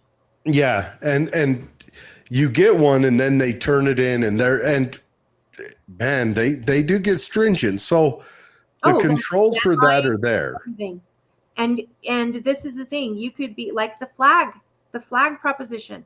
When that was up, if that petition didn't get in by a certain deadline, it was null and void. And there's nothing the clerks can do about that. That's law. Yeah. So, and then when they're checking these names and verifying that these are real people, real citizens of Utah, things like that, citizens of the United States, every single name is checked. Now, once all of them are in, there are ways for you to remove your name from petitions. That's also something that people can do. But so I believe that list is public record, but I don't know if the actual data is public.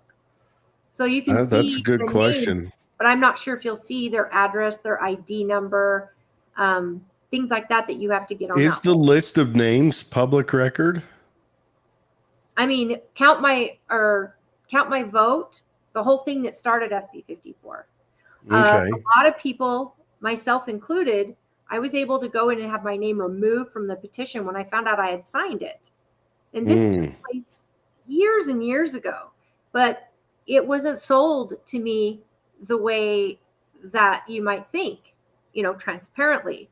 It was, right now, your vote isn't being counted and only a few people in the public are able to vote on your behalf. Well, they were talking about delegates and they wanted this other option. Back then, I'm like, well, of course I want my vote counted. But when I realized who was funding it, what it actually meant, I was angry and I wanted my name off that petition, even though it already passed a law and everything. But there was an option that you could do and then keep my voice, the counter to count my vote. I signed their petition. And in order to have that work, they had to remove my name from the other. So that is something that could be in place. And I don't know how detailed the information would be, but it should be public record that Governor Cox did get all of his signatures checked and double checked. And whatever local municipality is watching those signatures, if they don't do it correctly, these clerks, they're in a state violation. It's against the law. They could be gone. They could get thrown in jail over it. Yeah, it's heavy. What do you think about Hunter Biden being found guilty? I mean, what do I think about Fauci getting called out in front of Congress? Is anything going to happen? That's the big one. Will he ever get a punishment? I mean, they're right now saying that Trump is a felon, and who knows what his sentencing day is going to look like. But I'm curious, they're calling it retaliation. Well, one has a provable crime and one doesn't. One is a federal crime and one isn't. Hunter was found guilty in Delaware. So I don't know if you could call that retaliation. Well, it's a federal gun charge. But he was found guilty in Delaware with a Delaware jury. Now, Trump was found in New York. In New York City, where we know that was totally on the up and up, completely fair. Yeah, see, the Trump ones. Trial, it would be a Biden in Delaware. Yeah, I mean, that's where Biden's from. It's, well, allegedly. But Pennsylvania, Scranton, I think. But no, he was a Delaware senator. Yeah, he lives there. He's got 2 homes there, I believe. It's crazy. I don't know. We'll have to see what goes on with them. Well, O'Malley just said he'll be pardoned by Biden. And Biden's saying he won't pardon him. I don't think you can pardon a state crime. But he was found federally. Yeah. Federally in Delaware. So at least get him in prison to serve out some time before. Because, yeah, the president would pardon him. Especially if the president is thinking he's not going to win re-election. It'd be interesting to see, wouldn't it? But then that's surprised. That's the way you wash your dirty little hitman off the market. Let him go to prison for a while, and maybe the investigation against, because let's face it, here's a message to the Democrats. You opened up a poop storm by taking an ex-president to court and trying him, because now that opens up when Biden is now the ex-president, he can be hauled in. Now, granted, getting Biden when he's, dementia-ridden. Let's talk about Bill Clinton. Well, no, sure, Bill Clinton. Much evidence on Bill Clinton as they had against Trump for the same. Hold on. What they're going to do is, by dragging Biden in, they're going to be taking Act Blue into court for all of the money laundering through Ukraine. Oh, you wish. You see what I'm saying? You see where I'm going with this? Democrats open themselves up to this by trying to, how do I put this? By trying to deny democracy in our presidential election, they have opened up this can of worms. But they are done it to a party my party that has never, ever done retaliatory, oh, you know what? Shoes on the other foot now, and we're going to punish you. And I'm just saying, sometimes in this world we're living in, it's time that Republicans start playing offense instead of defense and say, nope, if this is the precedent you're going to set, then we're going to follow it. Well, let's remember, Republicans did the Jeffree Star thing. So, Yeah, but there was he lied. I would like you to find me a president that hasn't. But I'm telling you, it makes sense. But that wasn't they still didn't vote to kick Bill Clinton out. No, they didn't. But that's because, it gets complicated. Just Democrats aren't going to get rid of their guy, just like Republicans aren't going to get rid of them or Trump. I mean, you can impeach a president, but that's as far as it goes if the Senate isn't ready to fire him or hold him accountable. Again, do I think that Bill Clinton should be dragged into trial over paying off women who allegedly so many years ago, beyond the statute, were paid off to keep quiet regarding his sexual behavior? I don't think so. I don't want that precedent, and I think it needs to be stopped immediately. Yeah. And but some people say enough's enough. You're going to set the precedent. You're going to eat it. Hey, I'm all about it. I want to watch the chaos. I'm going to get me some popcorn. I'm going to get me some light beer. I'm going to sit back and enjoy that. Hey, what do you think about what's that? Light beer? Yeah, Guinness is light. It's not too heavy. Oh my gosh, it looks like it's tar. It looks like it's heavy. Wonderful. There is nothing wrong with having to chew your beer a little bit. I'll have my brother make me some of his strong mead again. That's the stuff. What do you think about Europe voting right? You've got Marie Le Pen in France. You've got the Belgium guy crying. Have you heard about that stuff? No, indulge me. France, is it France, Belgium, and I think a couple of EU elections went right. Marie Le Pen she's called a fascist. She won. She beat Macron to Macron to winning the president or whatever they call it over there in France land. The number one surrenderer. I don't know what they call it there.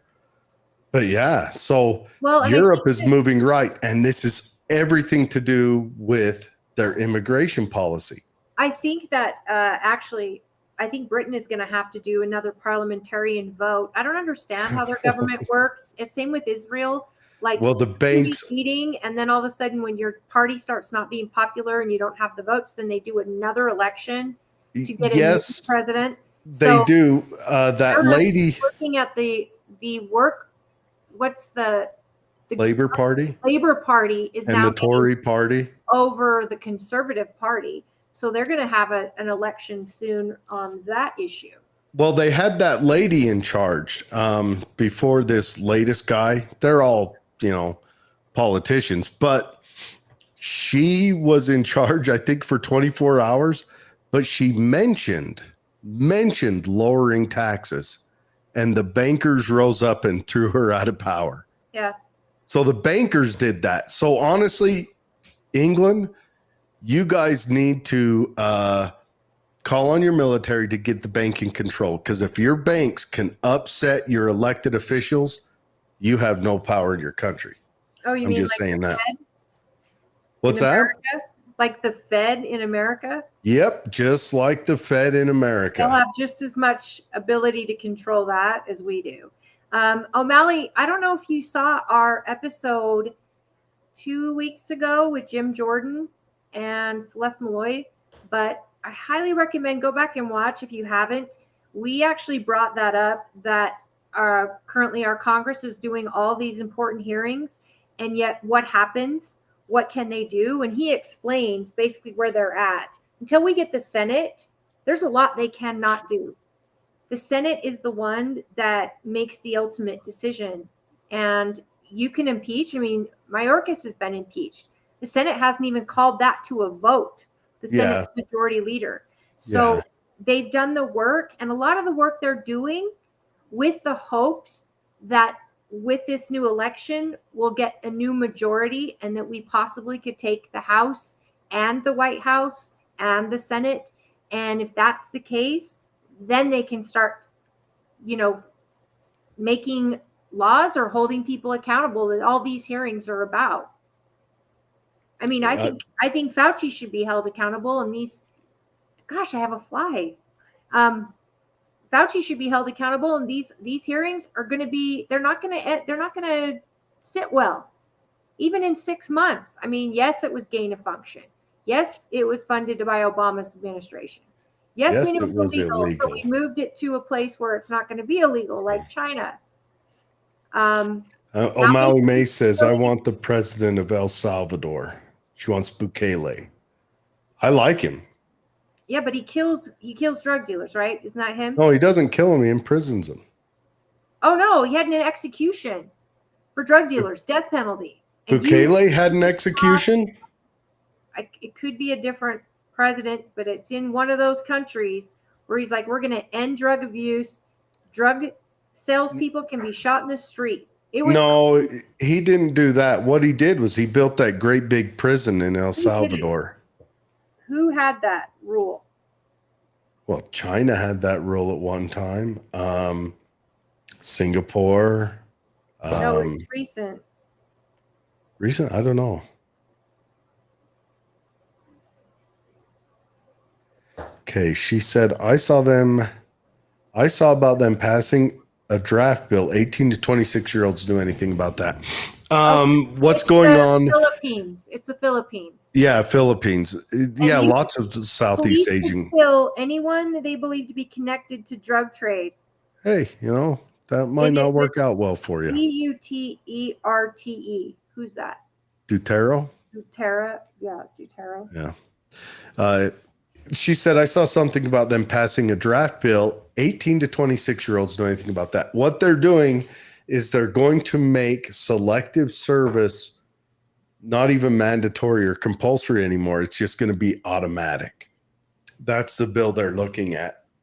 They haven't included females in it yet, but that's up for discussion. But they're going to make selective service automatic, which means when I turned 18, I went down to the library.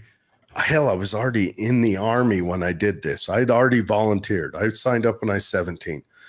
But I went down and you would pull this card out and fill out your name and address and just turn it in and they'd mail it off to the Selective Service Administration. Nowadays, and this is for all you young guys who are turning 18 right now, you have until you're 26.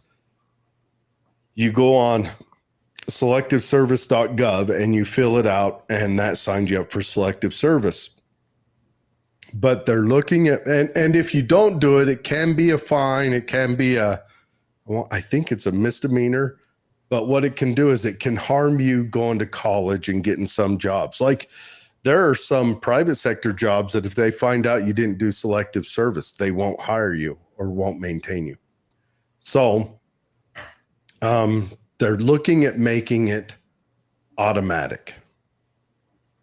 Yeah, she says, haha, Mao cured a lot of druggies in his labor camps. They went,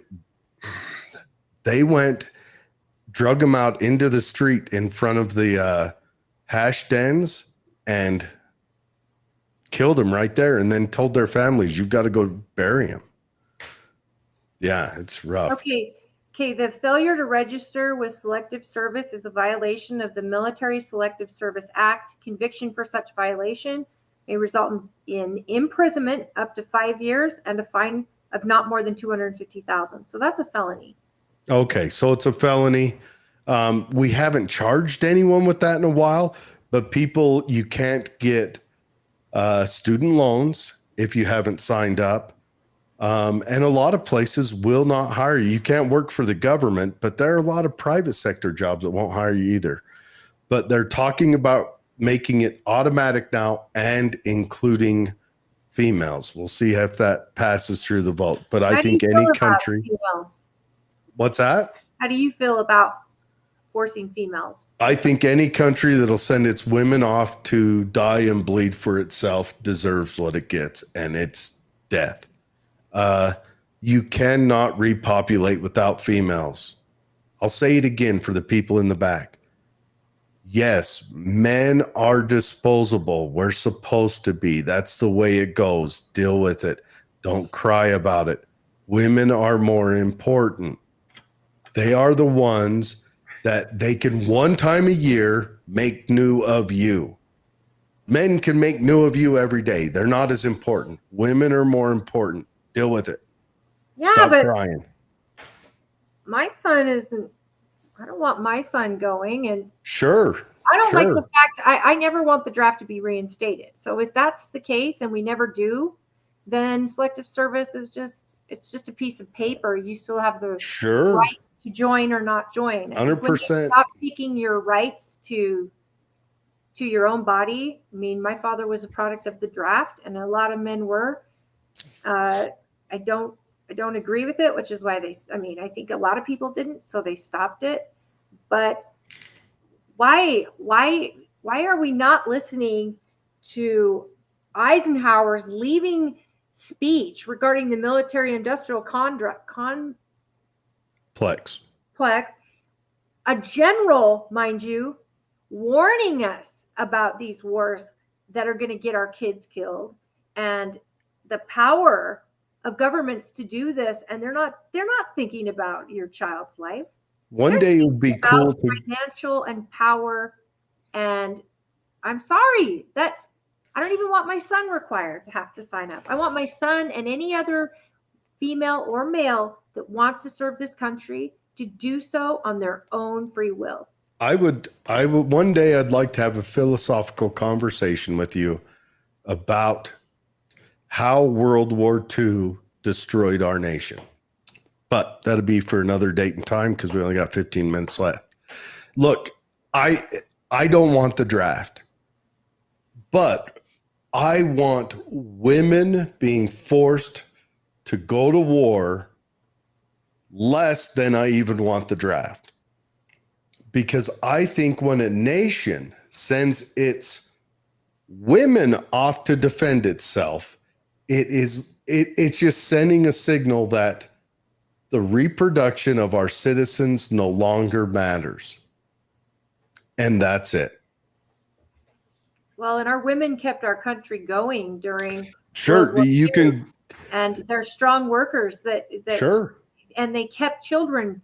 And they're prettier than men, and created. And their hair's nicer, and our lotion industry would collapse without them. I'm saying there's a place for women in war that does not involve them putting on a uniform and dying for the country. So your point to me is, I agree with you. Sure, I'm just saying protect our women, but I think we need to stop being in wars. I think it's stupid unless we're invaded on our own soil. Yep. I would never want a draft ever again. Yep. I fully want women to be able to sign up for the military. I want them to be able to voluntarily sign up. I just think that if a nation gets to where it sends its mothers off to war, that nation has failed. I agree. I know Israel does it. They have it. It's a different system between their males and females. And that's fine. Also, Israel doesn't send its boys and girls anywhere else. They stay in Israel. Well, sometimes they go to Gaza. But yeah. I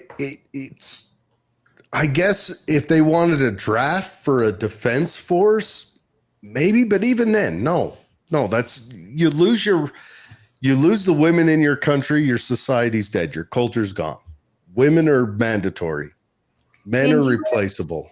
In Israel, the mandated military service requirement for Jewish Israeli women is 24 months, apart from specified roles that instead require a service length of 30 months.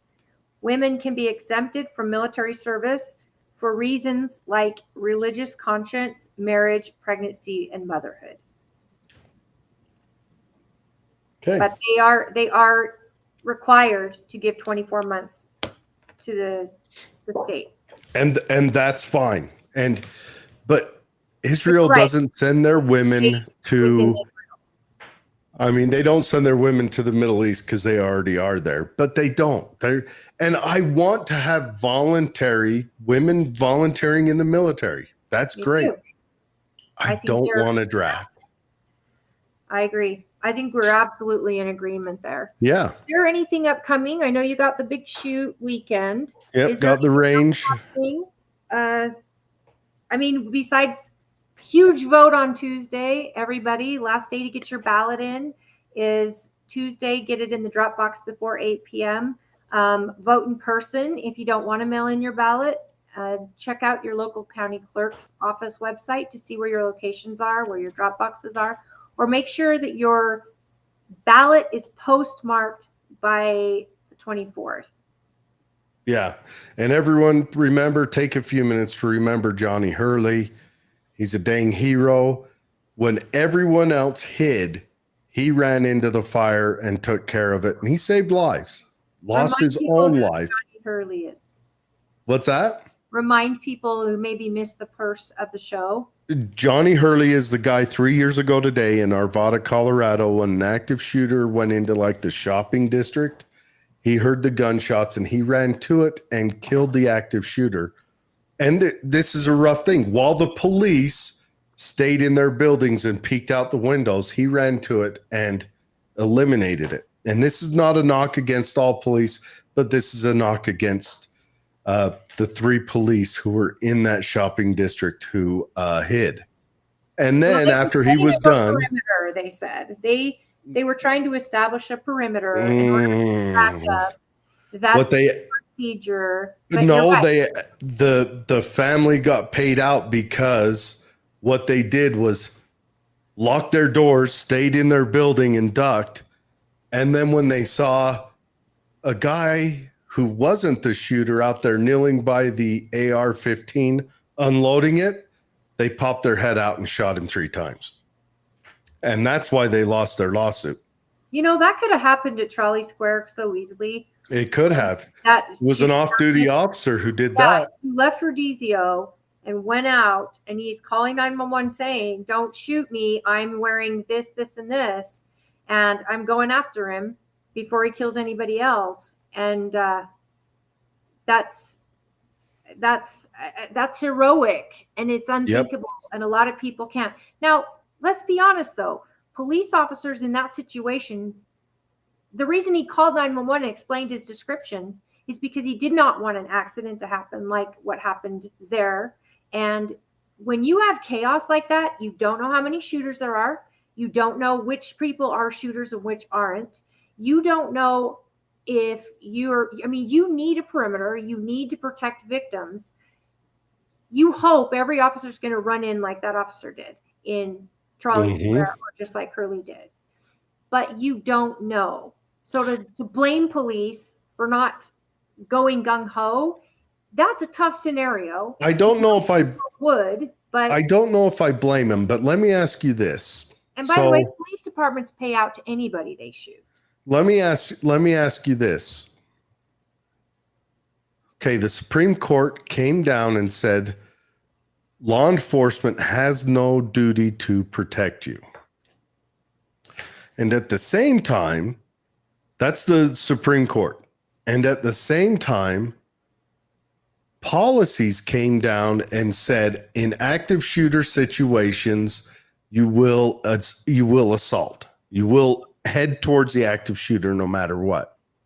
How do you, because like we saw that down in that Texas shooting where the police dithered around and sat on their hands for an hour and a half.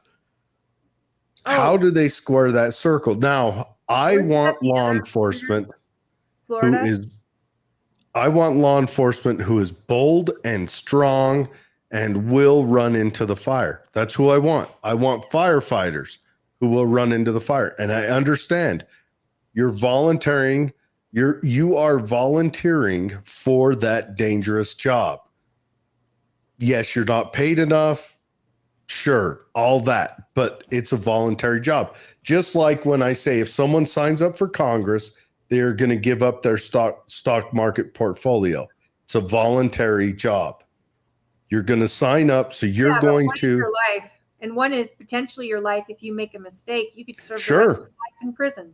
Sure, it is. It is. But it's a voluntary job. If those are not terms you're willing, just like signing up for the military, it's a voluntary job. If you're not willing to accept those terms, look at a different job. But this job requires that you do X, you know? Well, like if active shooter, how do you know who's the shooter? How do you know you're not making a mistake like shooting the hero like they did?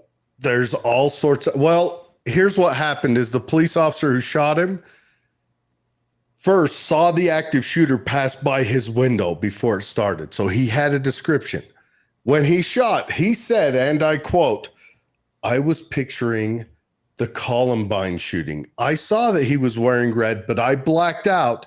And in my mind's eye, his partner was shooting him." Well, I wonder, did they know exactly how many shooters there were? I don't know. You read the story. It's interesting.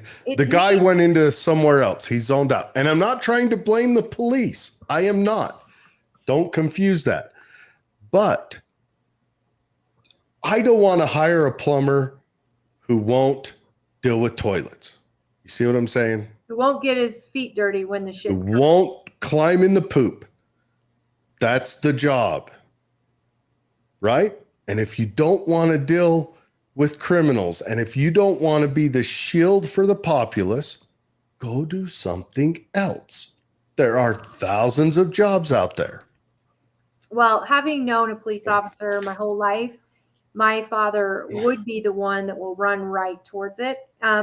Maybe not all will, but again, he was also a soldier.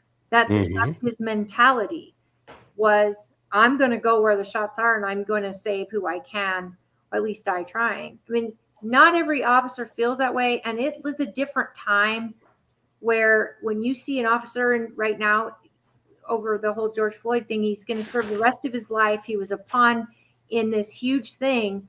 And, you know, they don't pay you enough. And even when you do everything right, by the policy of the company you work for, aka policy, training.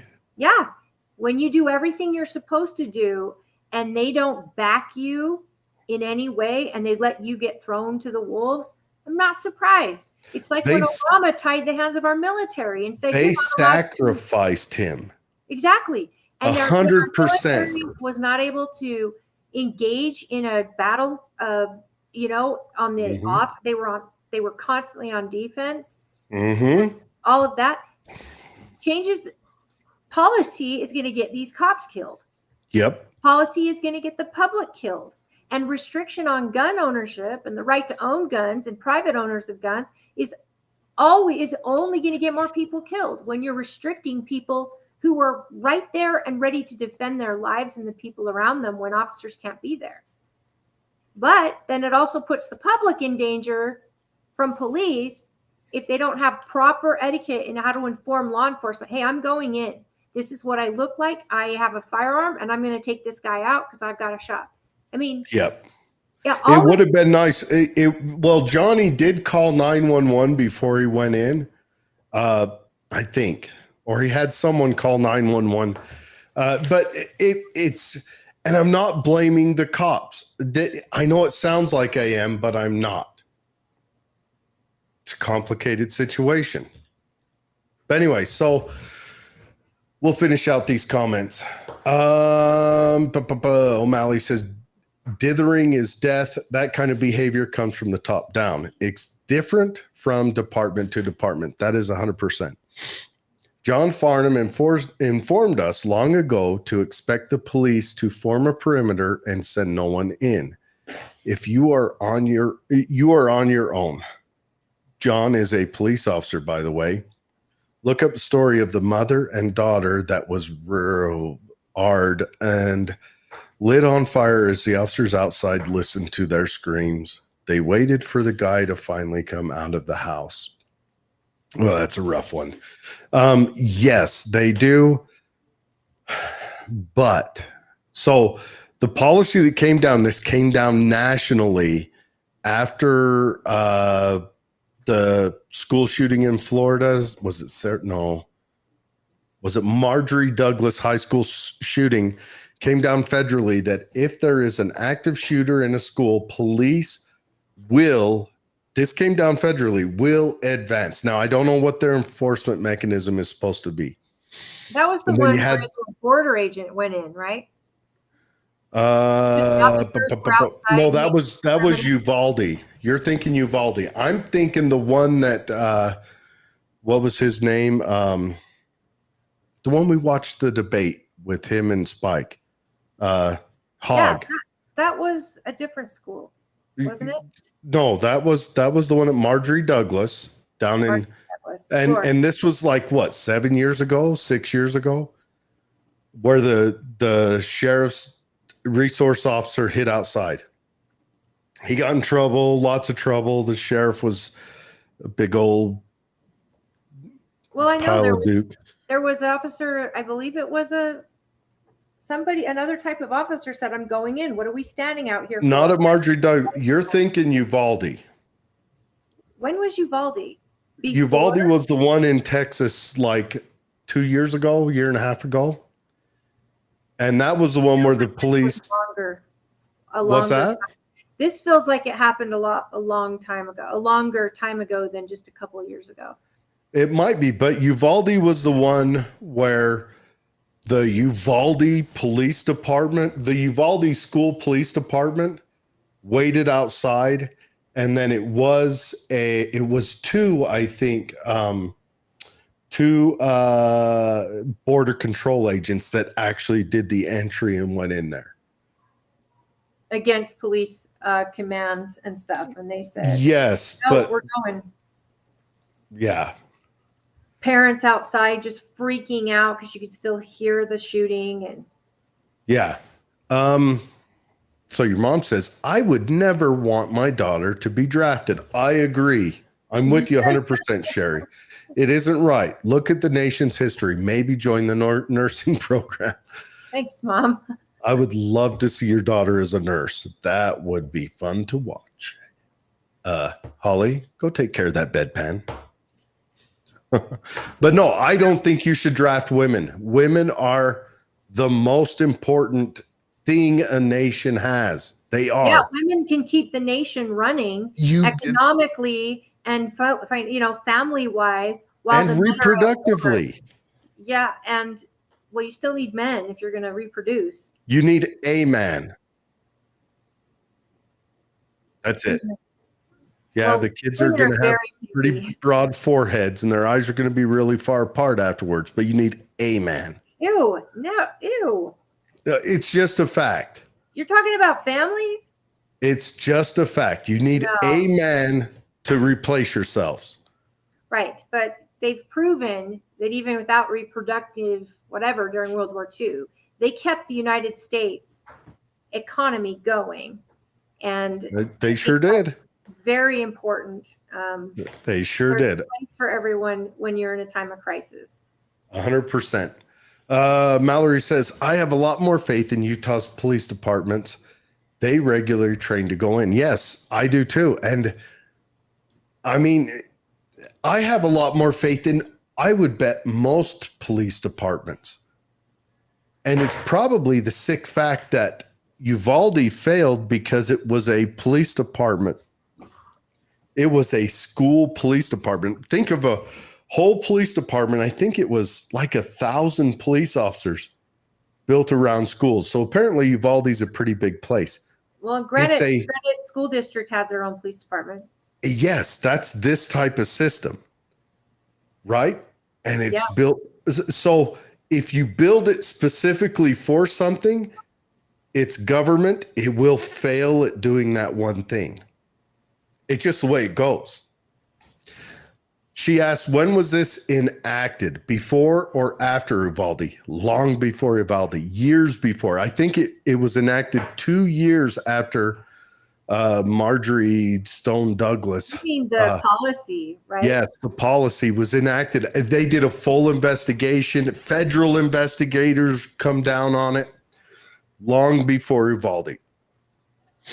Uvalde is the perfect example of top-down stupidity. Yes, it is.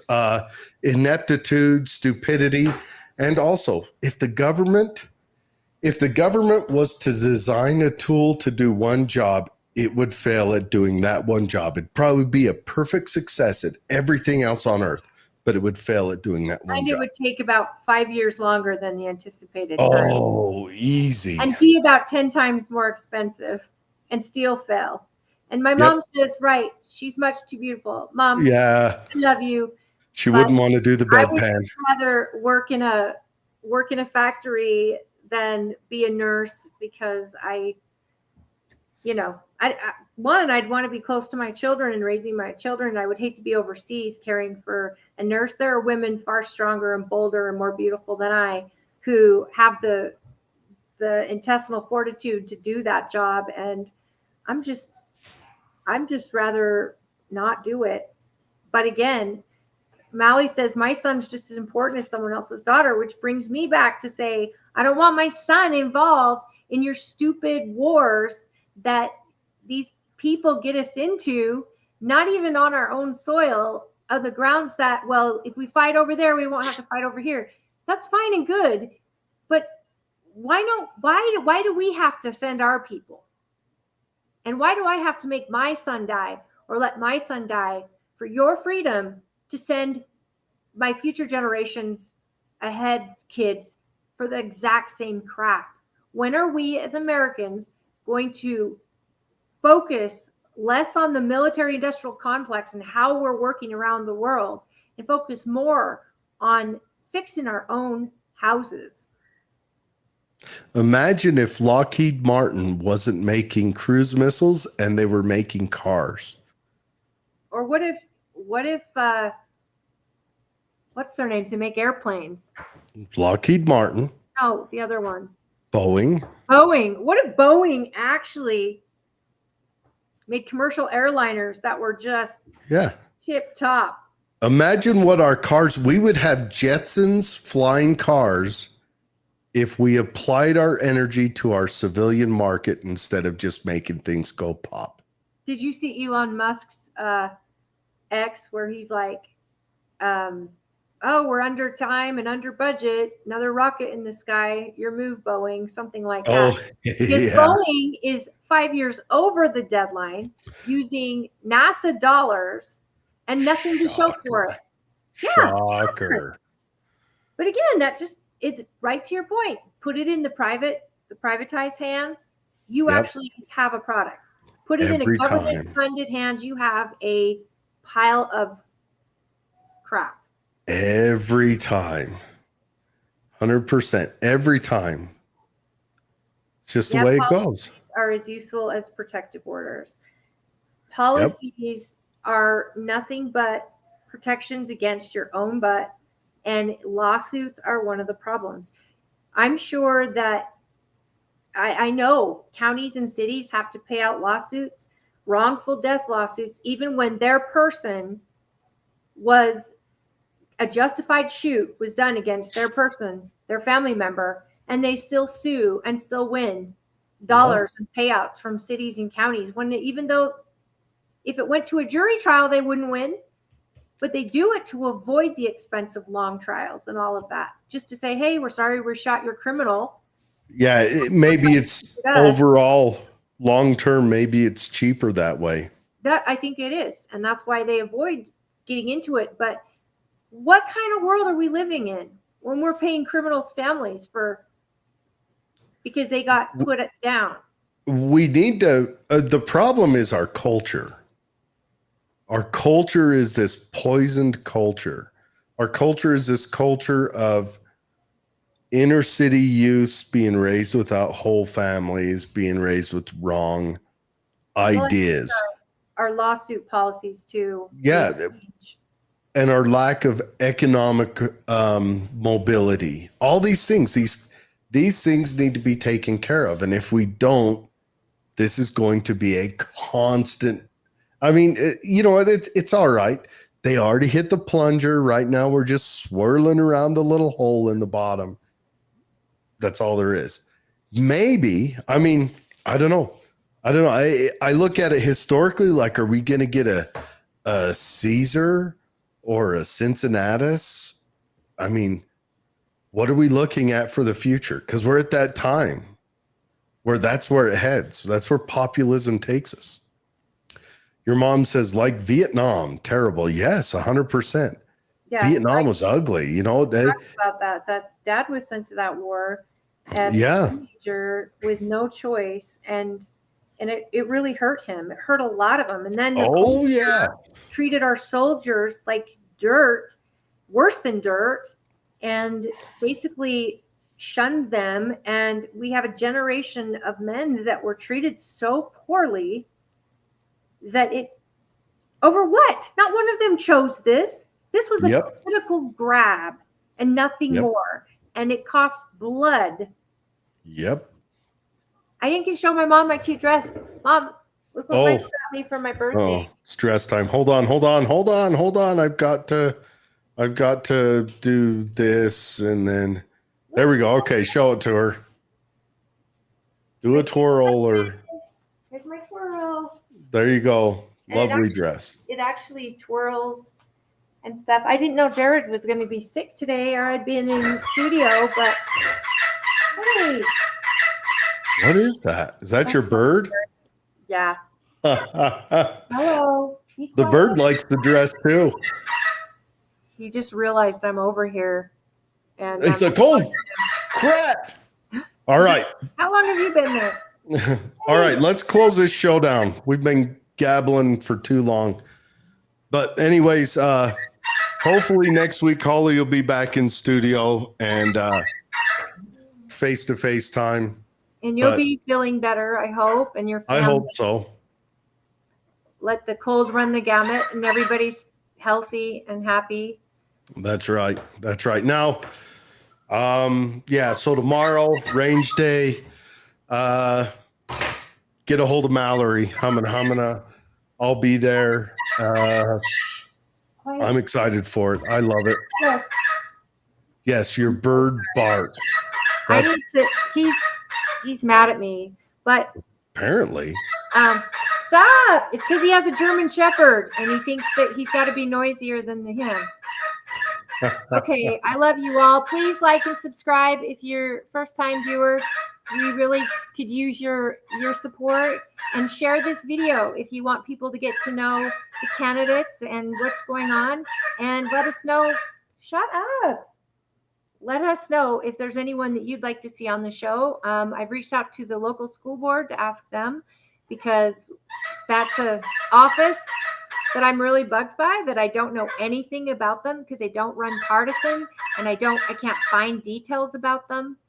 So I've invited one to come on the show, and I hope more will come on, because that's a race I'm highly interested in. Yeah, and after this, I mean, now it's wide open. We'll be talking to everybody. So it gets spicy from here on out. I can't wait. Yeah. Well, after Tuesday, everybody please vote. Are you serious? It sounds like a car alarm or something. He only does it when I'm ignoring him. All right, you guys, have a good weekend. Be safe. For those of you out there poking holes in paper, I'll see you in the morning. Bye, Holly. Bye, friend.